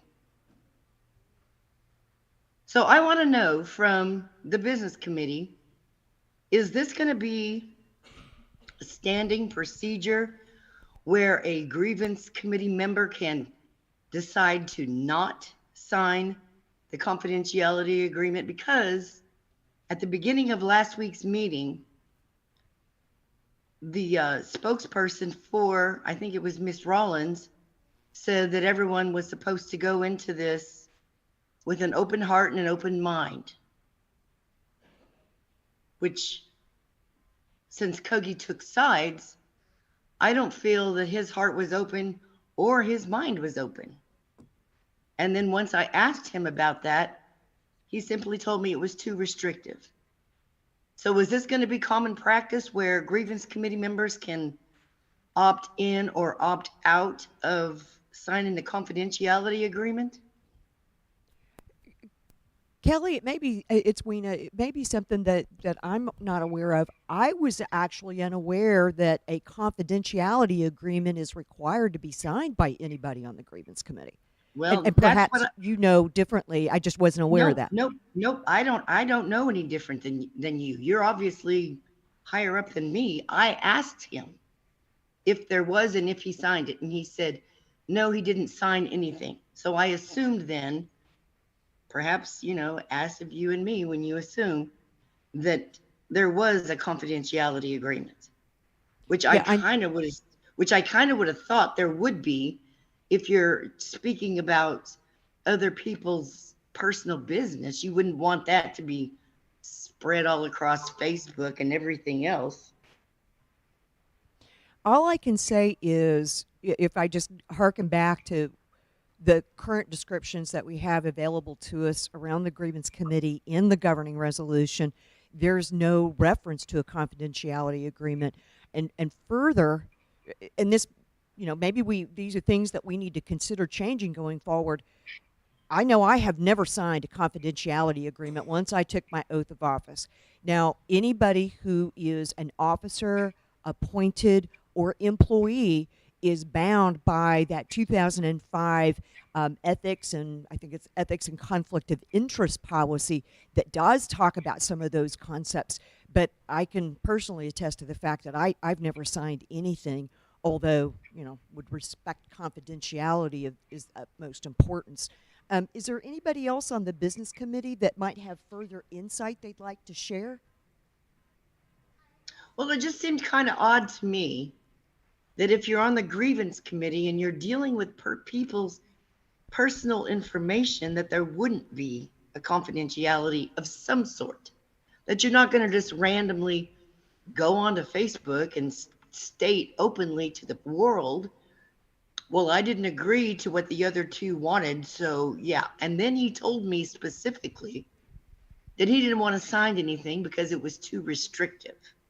So maybe they do have an internal agreement that he told me it was too restrictive to sign. And now, Cookie, I'm not trying to blast on you. I think you're a great guy, but I'm just curious about all this. Actually, Kelly, I think he stepped out of the room. He's back there. Sorry. My name's Heather Dismuke. I was the previous BC secretary, and I'm wondering if you're referring to 3 years ago when there was a subcommittee policy and guidelines, like a procedural, and I do apologize. It's been a hot minute since I've looked at it, but it's an internal document that subcommittees have to refer to, and I'm wondering if there is something in that document, and mind you, it's been a hot minute since I've looked at it, but I'm wondering if that's what you're referring to. May I speak? This is Callie. You're recognized. Thank you. I spoke with Laura after the special general counsel meeting, and after conversation, what she plans on having the grievance committee do is get with legal and get some bylaws drafted. And then she wants to present those bylaws to general counsel and have them amend them or approve them so we could move forward with on how to operate and use what happened as a baseline. Then we need to call a special general counsel and get that addressed. And we can do that as soon as the bylaws are drafted. And at that same time, I would go ahead and also suggest getting some clarification from General Counsel on a few of the sections in our governing resolution. So that's something that we can look forward to very quickly to get a solution. But those Well, are, I think that's a great idea, because the information that was being tossed around on several different pages on Facebook, I did not feel was appropriate for a sitting grievance committee member to be standing there telling me, who he had only met 20 seconds before, that it was too restrictive and he couldn't abide by it. So that's that's my whole deal. If you're going to be on the grievance committee and you're going to be dealing with people's personal identification or identity information, you need to learn, loose lips sink ships. That's an old Navy thing, but loose lips sink ships. And then when he got up and started speaking, he wasn't keeping an open mind and an open heart like Ms. Rollins had suggested at the beginning of the meeting.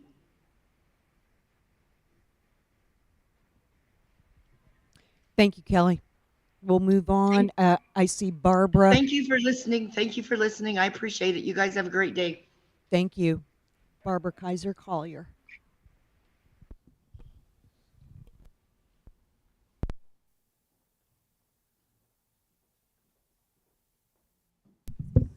Yeah, it's green.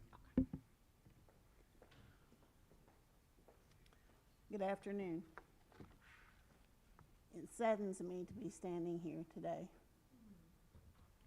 My heart has really been saddened this whole last month, but especially the last 2 weeks. This document right here is a law, is a tribal law. It's been amended twice, is the gaming ordinance of the Quapaw Nation. This is all the rules and regulations that you need to know in order to operate your gaming operations. It's been amended twice, and the last date was October 16th, 2012. So since 2012, these rules and regulations in this document should be followed because they were passed by General Counsel. Anyone that knows me knows since 1974, when I started working for the tribe, I'm very rule oriented. Rules are made for a reason. Can they be changed? Sure, they can be changed. But there's a process that you need to go by to get them changed. Just like some are being changed nowadays. And I'm all for that. I'm very open-minded to change if it's not eliminating rules and regulations that other people have for you to follow. The National Indian Gaming Commission has very strict gaming rules that casinos have to follow. Do we like them all? No. Probably not even 50% of them do we like. But we have to follow them because they are the government. They tell us what to do, just like the IRS tells you when to pay your taxes. The state of Oklahoma has a gaming compact with the Quapaw Nation. Do we like all the rules that they have? No, especially the vendor ones. When I was working, I heard complaints all the time about vendors and what you had to do to be a vendor or we tried to make it as easy as we could for someone to be a registered person that could come to the casinos and do their business. So I prepared a statement here because when I left, and I wish that Chairman Byrd was here to hear what I have to say because it's mainly meant for him. Some of these others haven't been on the committee long enough to really know about gaming rules and regulations, and some have been longer. And So just take it with a grain of salt that I'm not probably meaning you. But it's really angered me, some of the things that have gone on. First off, you were made to believe I retired. I did not.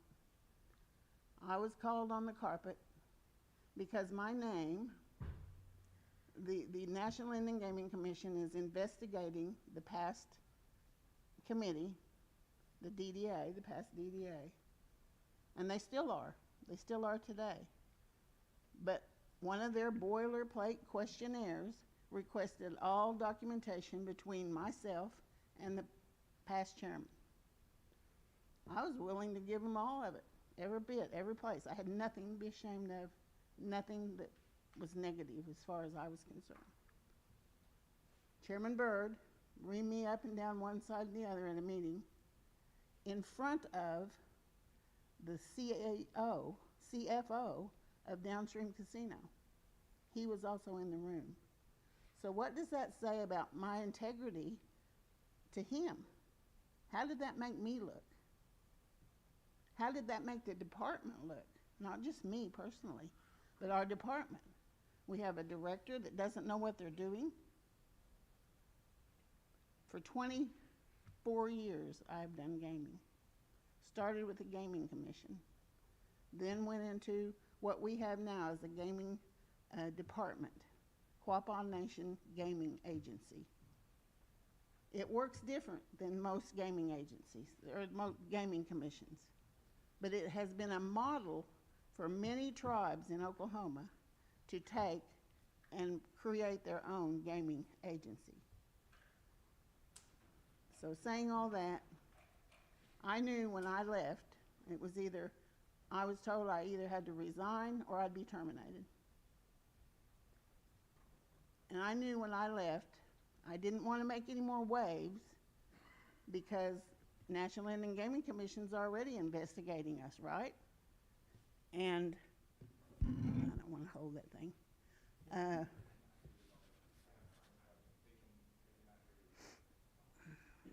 Well, it's right here by my mouth. I'm not very tall. Anyway, is that better? Okay, take a look. I can't hold it any closer to my mouth. Okay, thank you. The National Indian Gaming Commission, I forgot now, you made me forget what I was saying. Oh, they met with me privately to question me about investigative stuff, but apologized because the question they asked for the documentation between me and the chairman wasn't investigating me, but that's what I was accused of by Chairman Byrd. They were investigating the situation that they were looking into. Correspondence from everyone, financial statements. There was thousands, tens of thousands of documents that they requested and they received, and they're still going through them, still today. So I want to read a little bit about the statement I made so we can move on. And I hope that this takes care of any gaming issues that this committee might have. They can come and ask me anytime. I was part of the authorship of this document that we now act under. And it works. It's worked for 20 years. But there are people now at some of the casinos, and I don't know, I might as well mention, the Cherokee people they have now running Downstream Casino are friends of Joseph Byrd. And he brought them there. And whenever he leaves, I hope he takes them with him. I cannot even tell you how angry and disappointed I am by the Business Committee's outrageous treatment of the Quapaw Nation Gaming Agency. It was bad enough when the BC suspended me without any regard for the gaming ordinance, and then dressed me down like a naughty child in front of an employee of DCR. But this suspension of Aaron Eckhart is an outrage that must be addressed. I fear you do not realize how destructive your action is to the regulatory framework of this nation. To arbitrarily suspend the QNGA director undermines the agency's authority and its ability to fulfill its responsibilities. It encourages licensees to disregard the rules. It opens the door to willful non-compliance, serious violations, and potential corruption. Now, in the past, when someone was speaking about Quapaw Casino, I don't remember who that was, and the man that said he was making us lots of money, and he was, but we could have made twice that much money if he hadn't been taking some of it. We were called to Washington, D.C., to the National Indian Gaming Commission, and said we cannot no longer do business with him. I investigated this man for almost a year. He was corrupt, but we kept being told he wasn't corrupt, but he was. And they found out about it, and they looked into it, and they had us investigating it. They were going to fine us $1 million, and we got the fines down. I think we finally paid a fine of $50,000.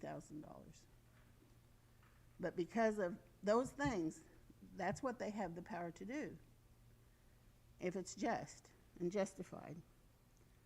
I don't know, maybe this is what the BC wants. After all, you wear two hats. One is an elected official of the nation, and the other is primary management officials of the DDA and the QCA. Federal law requires that to serve on the DDA, each of you must be licensed. Does this make you resentful of the QNGA? Do you fear being held accountable for complying with all the rules and laws applicable to gaming? It's no secret that most of you had no idea of the legal requirements applicable to tribal gaming. Yet you appoint yourselves to oversee the nation's gaming operations and attack the one agency of tribal government that holds the casinos accountable. You should be taking advantage of the knowledge and experience of the QNGA, not punishing it. The QNGA is one of the best tribal gaming regulatory agencies in Oklahoma. Ask anyone. Ask the NIGC, ask the state. The QNGA has an experienced, competent staff and a director with more than 15 years' experience as a regulator. Yet you humiliate her and toss her aside on the word of a licensee that sneaks into the QNGA's offices and removes monitoring equipment. Good grief, would you allow such behavior if your office were invaded? Absolutely intolerable. I also have heard from knowledgeable sources that downstream casino resort executives have griped to you about the QNGA's order to cure and to the drop and count team. What an outrage. The QNGA ordered them to read and follow their policies and procedures just because they left hot cans, and a hot can is a can with money in it, on the gaming floor. That means cans full of money. You don't see the problem here? And then when the drop team did it again just a few weeks later, did you confront your general manager about how this could happen multiple times over a few weeks? No, you attacked the regulating agency and questioned whether a notice of violation was a reasonable action. And what about your highly compensated general manager and CFO at Downstream?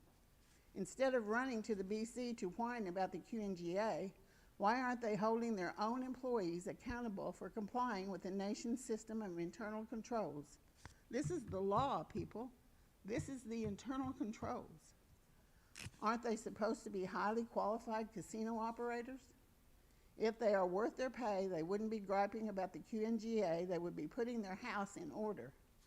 Experienced casino operators understand that gaming is a highly regulated industry and must be operated in compliance with applicable laws, regulations, the compact, and internal controls.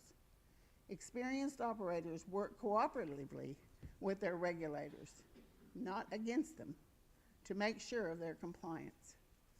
Let me also point out that the BC is not the judge and jury as to whether the QNGA is doing a good job or not. The BC's role is to appoint a qualified director and let the director do their job, free of politics and political interference. A regulatory agency is a civil law enforcement agency. It is entitled to independence. Its decisions are based on law and facts, not on politics. Once the QNGA is subject to the political control of the business committee, then the Quapaw Nation no longer has a functioning regulatory system. I'm going to be blunt because you have become blind to the truth. Someone needs to point it out loudly and clearly. You no longer serve the Quapaw people. You now serve only the casinos. And why not? The casinos pay your salaries. You are dependent on it, and because of this, you have lost your objectivity.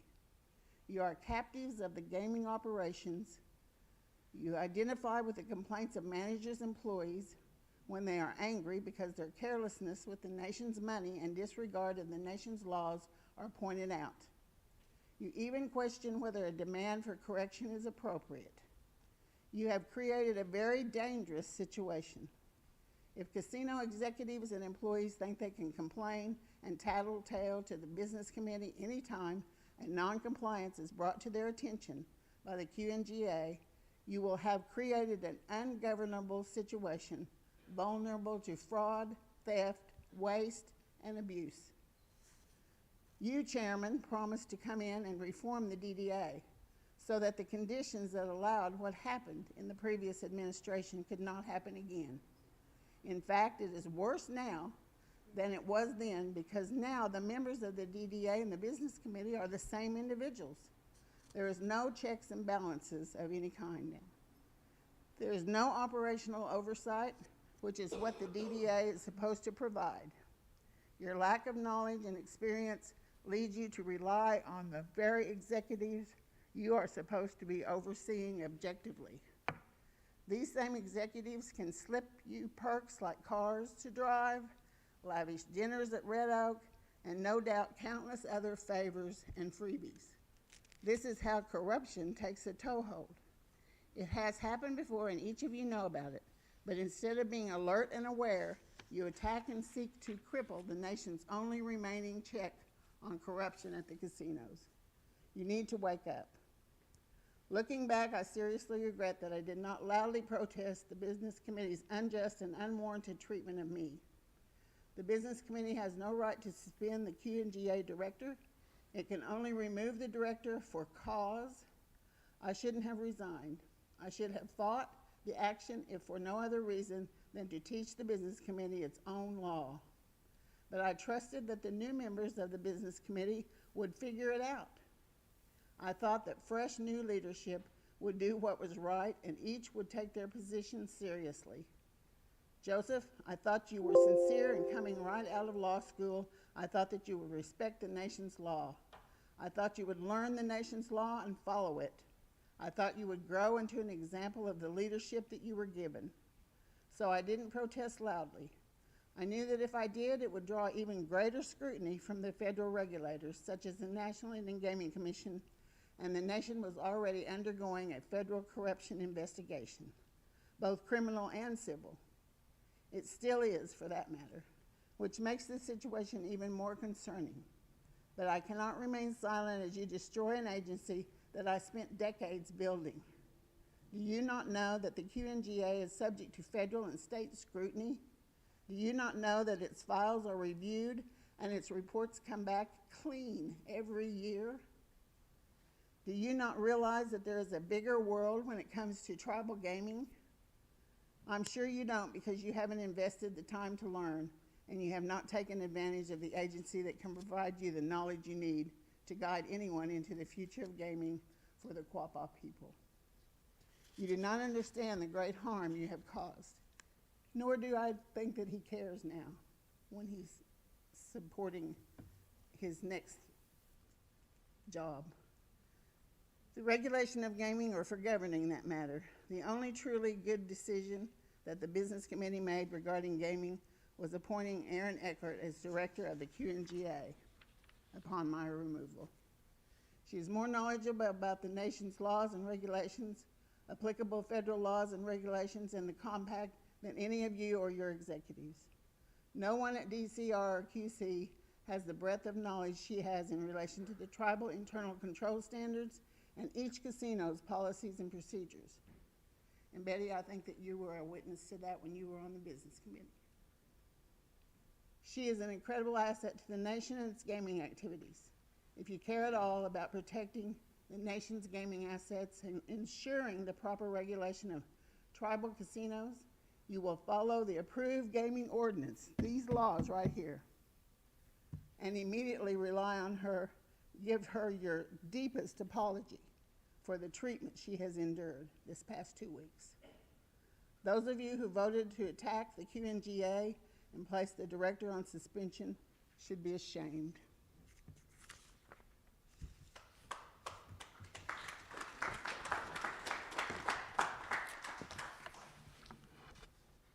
Thank you, Barbara.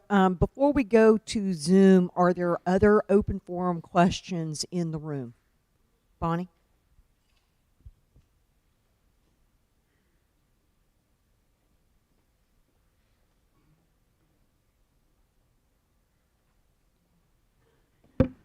My name is Bonnie Gilmore Shock, and I, as well as probably most of you that are on Facebook, heard or read yesterday that Joseph Byrd's campaign financial report was released, and his largest contributor was Stuart Grayson, who contributed $5,000 to his campaign. Grayson is the general manager of Downstream. He is also Cherokee. So is Joseph giving Grayson a job when he leaves? Is he taking this is Grayson taking this our information to the Cherokee casinos and giving them their information? I think this is a gross. This should be taken seriously, and I think he should be demoted of his job.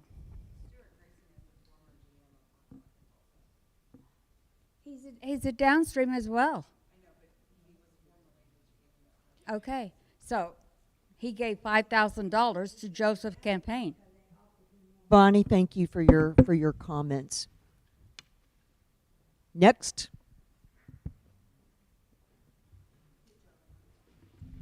Since we're on the subject of ethics,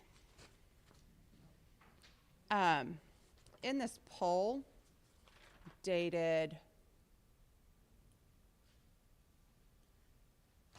phone poll, and I know that Michelle said earlier that there were no actions on it. However, ethically, it just appears wrong, and I just feel the need to say something.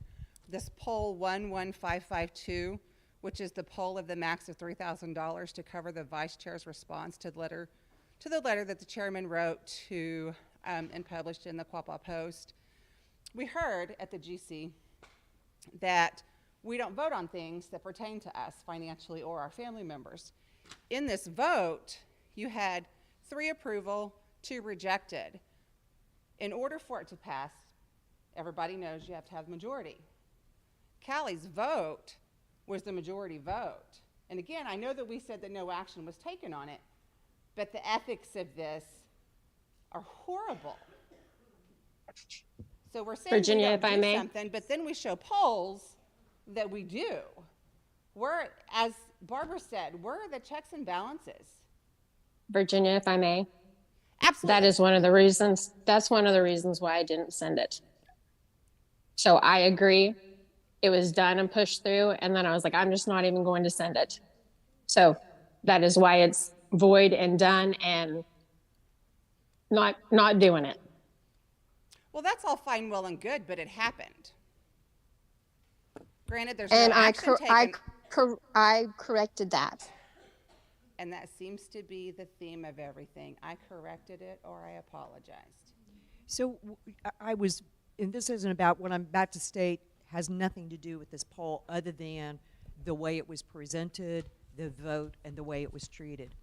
So I recall those statements from last week in Virginia, and I was very concerned about some of the assertions being made that if I submit, if I make a motion to something, then and that's what these phone polls are, then somehow I'm not allowed to vote on it. And I understand what you said. This is a little bit special because it is financial in nature, you know. So if I want to ask, after the fact thing. so it's I'm concerned about it from just a governance standpoint. Exactly. So I've actually discussed with our general legal counsel, because I want to make sure we've got this absolutely right.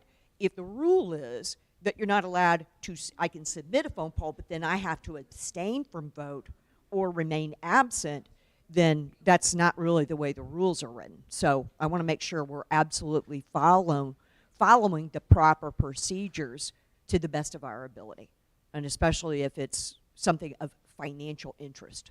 Well, my concern are the checks and balances. As numerous people have said, we say we're doing A, B, C. Well, come to find out, we're really not doing A, B, C. We're skipping C and moving all the way hell to J. And then we come back and say, oh, I'm sorry. That makes everything okay. That's not how it works in the real world. Why is it working that way in the Quapaw Nation? That's not right. No, I think it's a very valid point. If we say we're supposed to do something, we need to do it. So where are the checks and balances? How do we put those in place? Because you guys are not above reproach. You are elected officials to do a job in the best interest of the Quapaw Nation. And yet we consistently see paperwork saying that we're doing X, Y, Z, when in fact we're not. And then we come back and say, oh, my bad, I apologized. And that makes it okay. That doesn't make it okay. These things are still happening. Where are the checks I'm and holding balances? myself accountable here. And I do ask for forgiveness. And that's all I can do. I am human and I do make mistakes, but I have tried to rectify them.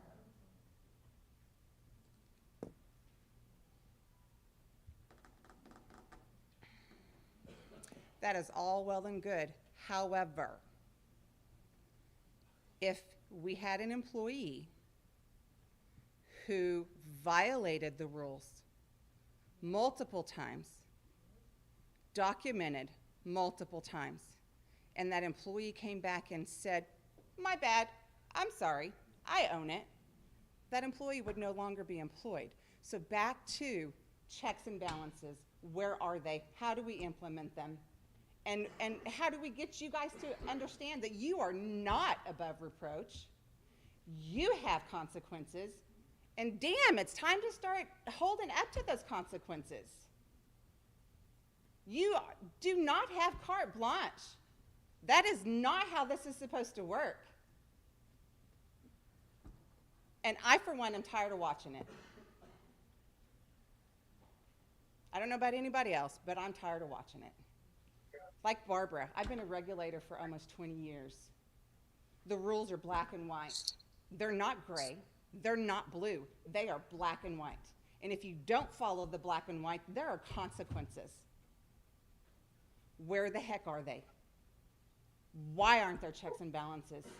Why aren't you doing what you're supposed to do? And this is blanketed to everybody. This is not one person. I'm tired of watching this. Because we are setting examples of what we want in the future. And if this is what we're going to allow to continue, might as well say we are no longer a people. Because this, I don't care where Joe Bird is. That is immaterial to me right now.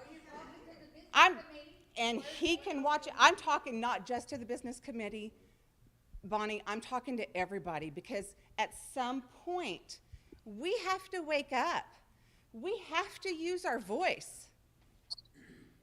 We have to say, this is not okay, and I'm not going to allow this. You're at least going to hear me complain, and you're at least going to hear the logic behind it. If you choose not to act on the logic after that point, that is up to you. But I've at least said what is in my heart to say. And like most of you, I'm Quapaw. I was born Quapaw. I grew up on Devil's Promenade. And those of you, if you don't know what Devil's Promenade is, I'm sorry, but that's where I grew up. I grew up on Devil's Promenade. I swam in that creek. I slid down the damn chat piles. I grew up here. I was raised here. I will always be O-gah-pah. Always. And I'm tired. I'm tired of watching this. and it hurts. It hurts my heart. Because I remember Uncle Bob. I remember my grandpa. I remember Aunt Bert.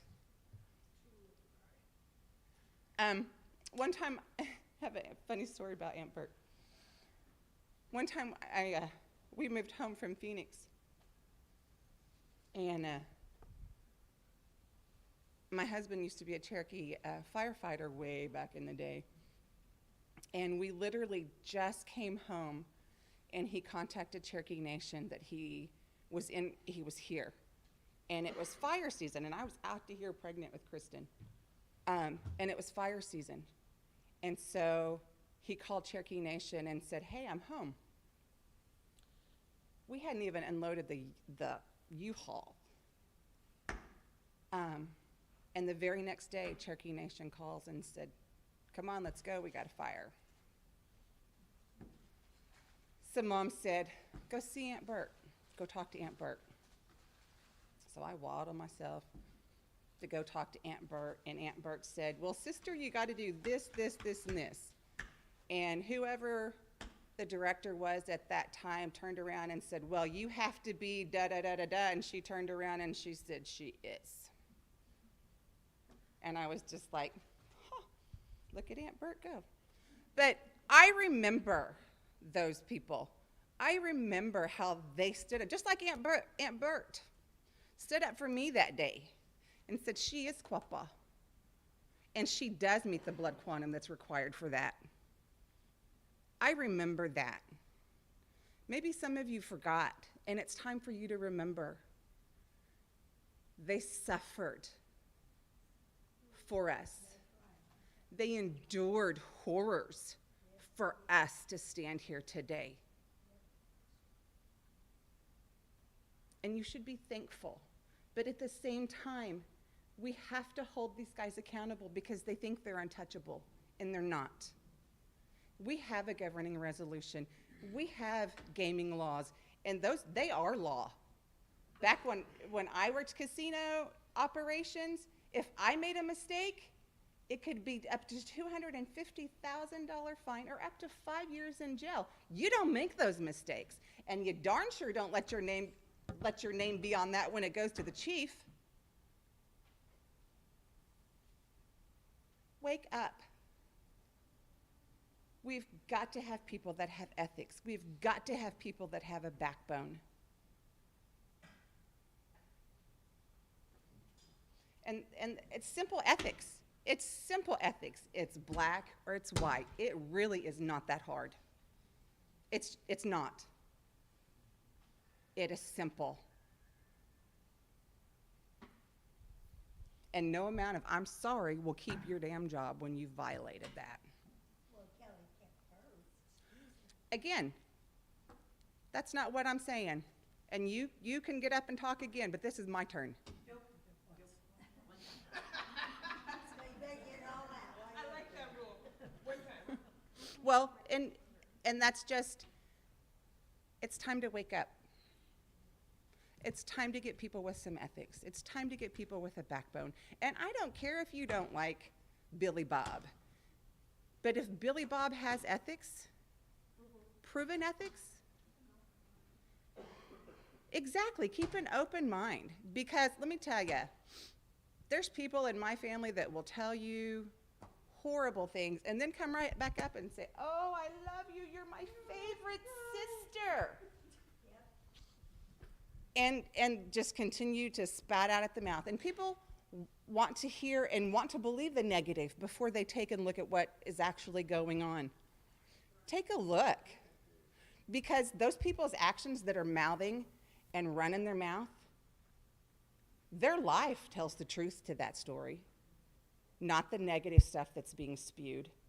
Their actions prove it. Their children's lives prove it, more than what that negative person is mouthing. And that's all I have to say. Get a freaking backbone, grow the hell up, and let's take care of business. Because I have children, I have grandchildren, and someday I'm going to have great-grandchildren. And I want this to be here for them. because they paid the ultimate price for us. The horrors that they endured. When we came here, and I've said this before, when we came here, we were less than 300 people. That was all that we had when we came here. And look at us today. Look at us today.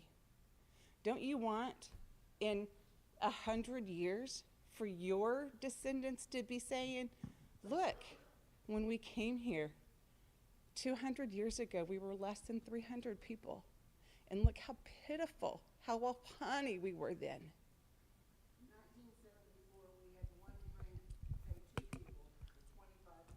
Exactly. And look at us now. And look at us now. But isn't that the ultimate goal, though? To continue to make our lives better. To show our ancestors that we appreciate, that we remember. Because I think about my grandpa. And I think about, Julia and I were even just talking about him coming over here today. And just the little things. And how even when he passed away, his focus, we just found a letter that my mom wrote 2 months after he passed away. And in that letter, my mother said, and when he died, his goal and his heart was still for the Quapaw people.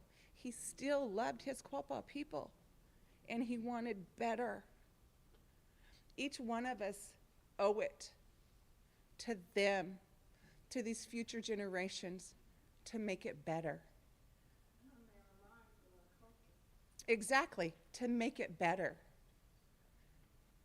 It's not that hard. I promise it's really not. And I am not an expert by any means, and I fail every day. Probably multiple times, because I have a tendency to speak sometimes before I think, and then I have to go back and say, well, I'm not sorry I said it, but I'm sorry I said it when I said it. Because I own my behavior. Not always the best, but I do. But we all fail. And it's a daily struggle, but we owe it to them to be better. We owe it to our future generations to be better. And that's really all I have to say. Thank you, Virginia. Julia? On a positive note, I'm going to give the microphone to Gracie. Thank you.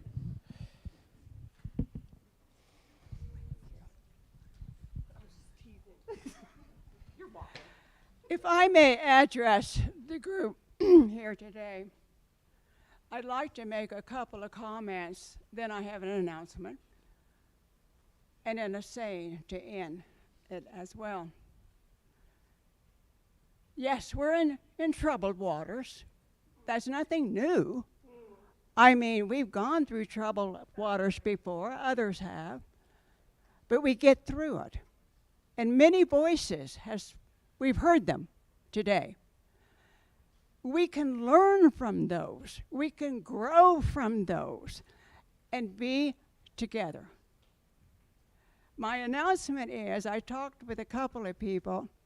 On April 1st at the Coleman Theater, there's going to be an honoring of Lucian Ballard.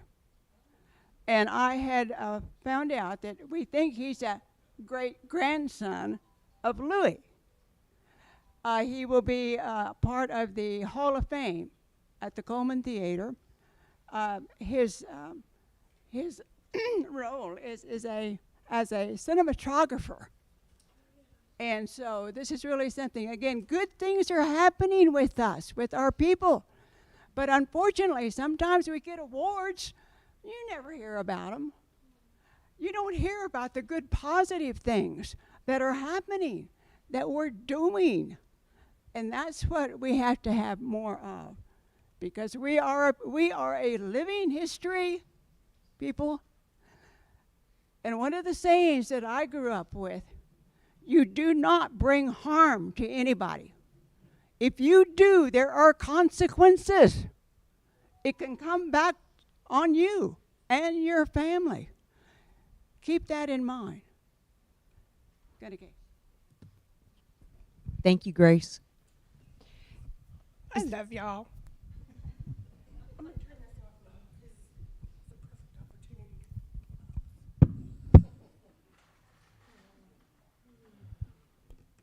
Is there anybody else in the room that has a question or a statement before we go to Zoom? Hearing none, let's go to Zoom. Are there questions in the queue?